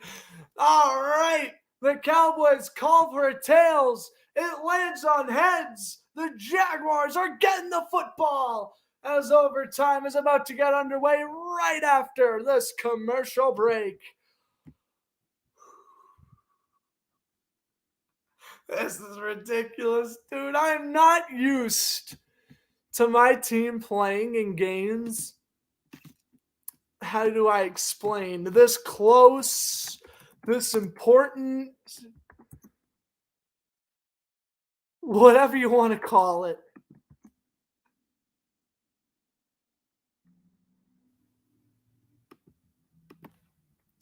And so, of course, I'll quickly explain the overtime rules. It's the first overtime game I've called since the Chiefs-Bills playoff game from last year. Okay, so I'll quickly explain the overtime rules. 10 minutes. Each team has 2 timeouts. If the Jaguars score a touchdown first, the game is over. If the Jaguars kick a field goal first, the Cowboys have a chance to either score a field goal and tie the game or score a touchdown and win the game. Basically, if you score a touchdown first, you win the game. If you kick a field goal and make a defensive stop, you win the game. If both teams have already had a possession, next score wins. If the game is still tied after 10 minutes, the game will end in a draw. The game is ending in a 34 or 37 all tie. Nothing we can do about it. Cowboys got 10-3, a win. They're in the playoffs. Jaguars with a win, they're at 6-8. In their hopes of running the table and potentially winning the AFC South this season. We'll take a look at other scores across the NFL. The Lions defeat the Jets 20-17. The Steelers defeating the Panthers 24-16. And the Saints beating the Falcons 21-18. Chiefs and Texans is currently tied at 24 in overtime, and as is Jaguars Cowboys. Right now, both the Broncos Cardinals and Patriots Raiders are underway. Those games are tied at 0, with Chargers Titans and Buccaneers Bengals starting at 4:25 Eastern Standard Time.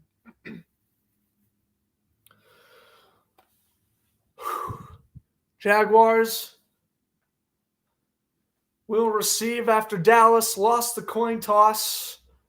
Maher to kick it away, and it will be a touchback. So again, if the Jaguars score a touchdown here, the game is over. If the Cowboys score a touchdown defensively, the game is over. Tale of two halves. First half, Lawrence threw 9 for 15 for 84 yards and a touchdown. The second half, he threw a pick and lost the fumble, but it has not mattered. He is 17 for 25, 223, and a touchdown.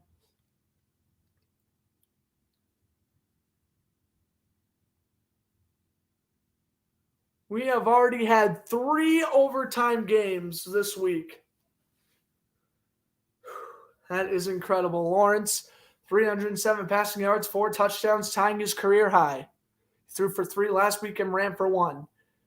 Handoff goes to Travis Etienne, up the middle and a gain of a yard. Now, someone's got to tell Etienne that this game can end in a tie, because a lot of college players go into the NFL, they're completely unaware that ties are a thing in the regular season in the NFL. So someone's got to tell the college kids that, for both teams, that this game cannot end in a tie. We need to score and win. Kirk in motion, 2nd and 9. Lawrence takes the snap. He has Ingram wide open. Instead, he takes a risk and throws out of bounds.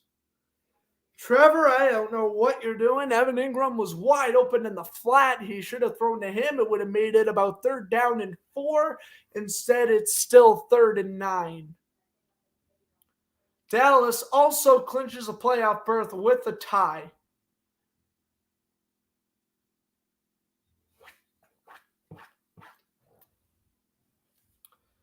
They're down to 9. Etienne, the running back, with Ingram and Kirk at the bottom of the screen. And there's a flag. There is a flag. I think it's going to be false start on offense. It is, making that now 3rd down and 14. 3rd and 14. Juwan Taylor, the right tackle out of Florida. He has had I'm going to put it pretty bluntly, he's had a bad season, but he's had probably was his best game all year, and he just ruined it with that false start. Etienne remains the running back. It's 3rd down and 14. 3 seconds ago on the play clock. They fake it to Etienne. Lawrence throws the screen. Etienne, he needs blocks. He gets the blocks. Etienne is brought down at the 32, making it 4th down and 3. And there are 2 Cowboys down. Anthony Barr has gotten up, and slowly getting up is Nashawn Wright.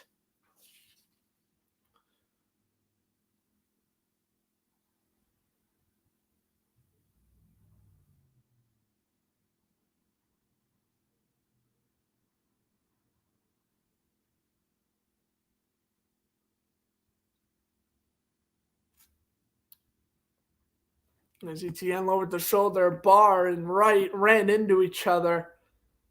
Ooh, scary collision. Wilson was also in the mix, the safety. So 3 Cowboys nearly got injured there. Not the case. It's 4th and 3, luckily. Wright getting checked on the sideline. He might have to go through concussion protocol.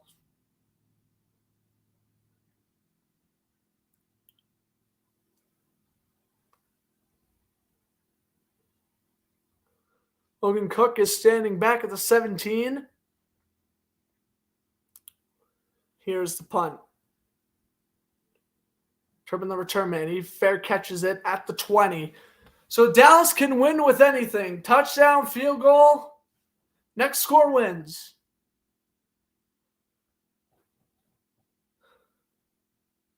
What a game we have had here at TII Bank Field.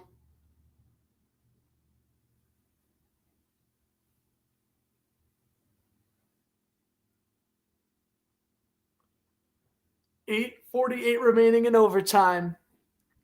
Dak, he has 18 career game-winning drives, and he's won quite a few overtime games as well, where Lawrence has not. Prescott, the shuffle to Pollard, and Tony Pollard's going to rip off a tackle. Pollard, what a nice run there. He gets about 18. Devin Lloyd with the tackle.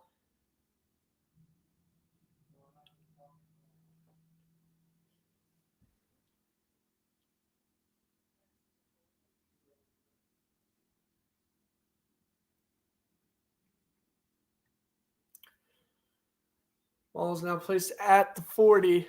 Here is Pollard. He takes the snap. Inside handoff. Pollard up the middle. Down to the 47-yard line. I feel like Jacksonville gave up way too much yards to Pollard on that first play, man. 2nd and 4.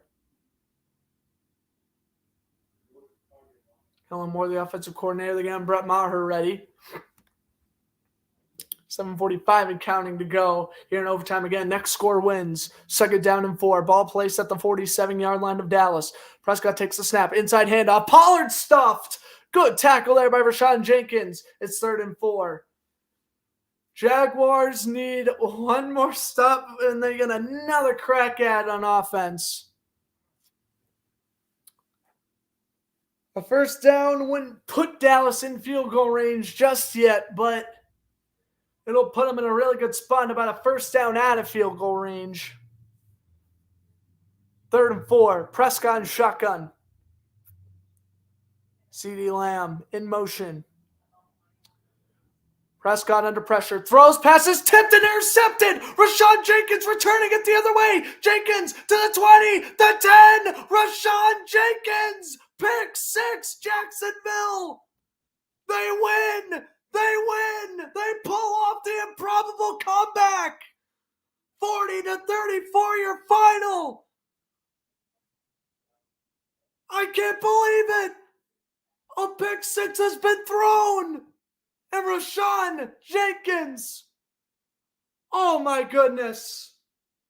Oh, wow. The playoff dreams are still alive in Duval County. Tipped off the arms of Brown into the hands of Jenkins. And he returns it for the pick 6. It bounces off of Brown. And right into the arms of Jenkins, where he takes it back 52 yards for the win. 40-34 your final. The Jaguars are victorious. I don't believe it. I don't even know what to say right now. I'm at a loss of words. I really am. Wow, a pick 6. A pick 6 after this defense worked its tail off, shut Dallas down the entire second half. And Rashawn Jenkins, man, he is one heck of a safety. Him and Cisco back together, that's dangerous. That is dangerous, bro. That is a dangerous safety combo. I think Cisco coming back really helped out Jacksonville. I'm not going to lie. Wow. Oh, my God. Oh, my God. Down 3 possessions to come back and win. So, yeah, that Jaguars-Ravens game was probably the best Jaguar game I've ever seen in my life. Nope, it's this one. It's this one. Oh, my God. Oh, my. I'm shaking right now, dude. The powers of what sports can do to people. Oh, Rashawn Jenkins. That's my man. That is my man. A pick 6 seals the deal. 40-34.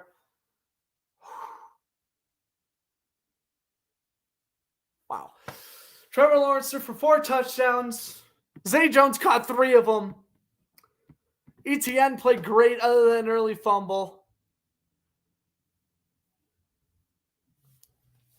Dude, what? I love my team, bro. Oh, my God. We earned this win, bro. I'm so happy. Oh, my God. That was hard fought. Oh, my God. I know how, Commanders fans felt in 2020, where even though their team had a losing record, they felt like a winning team. That's me right now. I just got to, soak in the moment. We just beat the Dallas Cowboys after losing that entire game. Oh, my God. Zay Jones is a monster. Zay Jones just went off. Good for him. Good for Lawrence. Good for Rashawn Jenkins. Good for everybody. Good for this coaching staff. We won today without Trayvon Walker, too, by the way. The Jaguars won without Walker, without Griffin, and of course without Calvin Ridley as he's serving his year suspension. This team's dangerous. Marvin Jones came in the clutch situations. Christian Kirk, I don't care. Christian Kirk didn't catch a touchdown. He had how many clutch third down conversions? Christian Kirk, at least 3 or 4. Evan Ingram, 162 yards last week. He had at least another 60 or 70 today. Oh my God, bro. This team is insane. I'm just a very happy man. The Jaguars won 40-34. You're following overtime. I'm going to go take a breather and watch the Patriots game with my family. But oh my God, the Jaguars won. The playoff dreams are still alive. And I'll see you for another Jaguar commentary. My heart can't take this. Another commentary on Thursday where the Jaguars play the Jets in another crucial playoff, another crucial game to determine playoffs. Oh my God. See you guys then, or see you guys tomorrow for Rams-Packers. But until next time, I'm Grant Fluff from Fletcher Sports Zone saying enjoy the rest of your evening. I'll give you a Duval into the night because the Jaguars are victorious and their playoff hopes are still alive.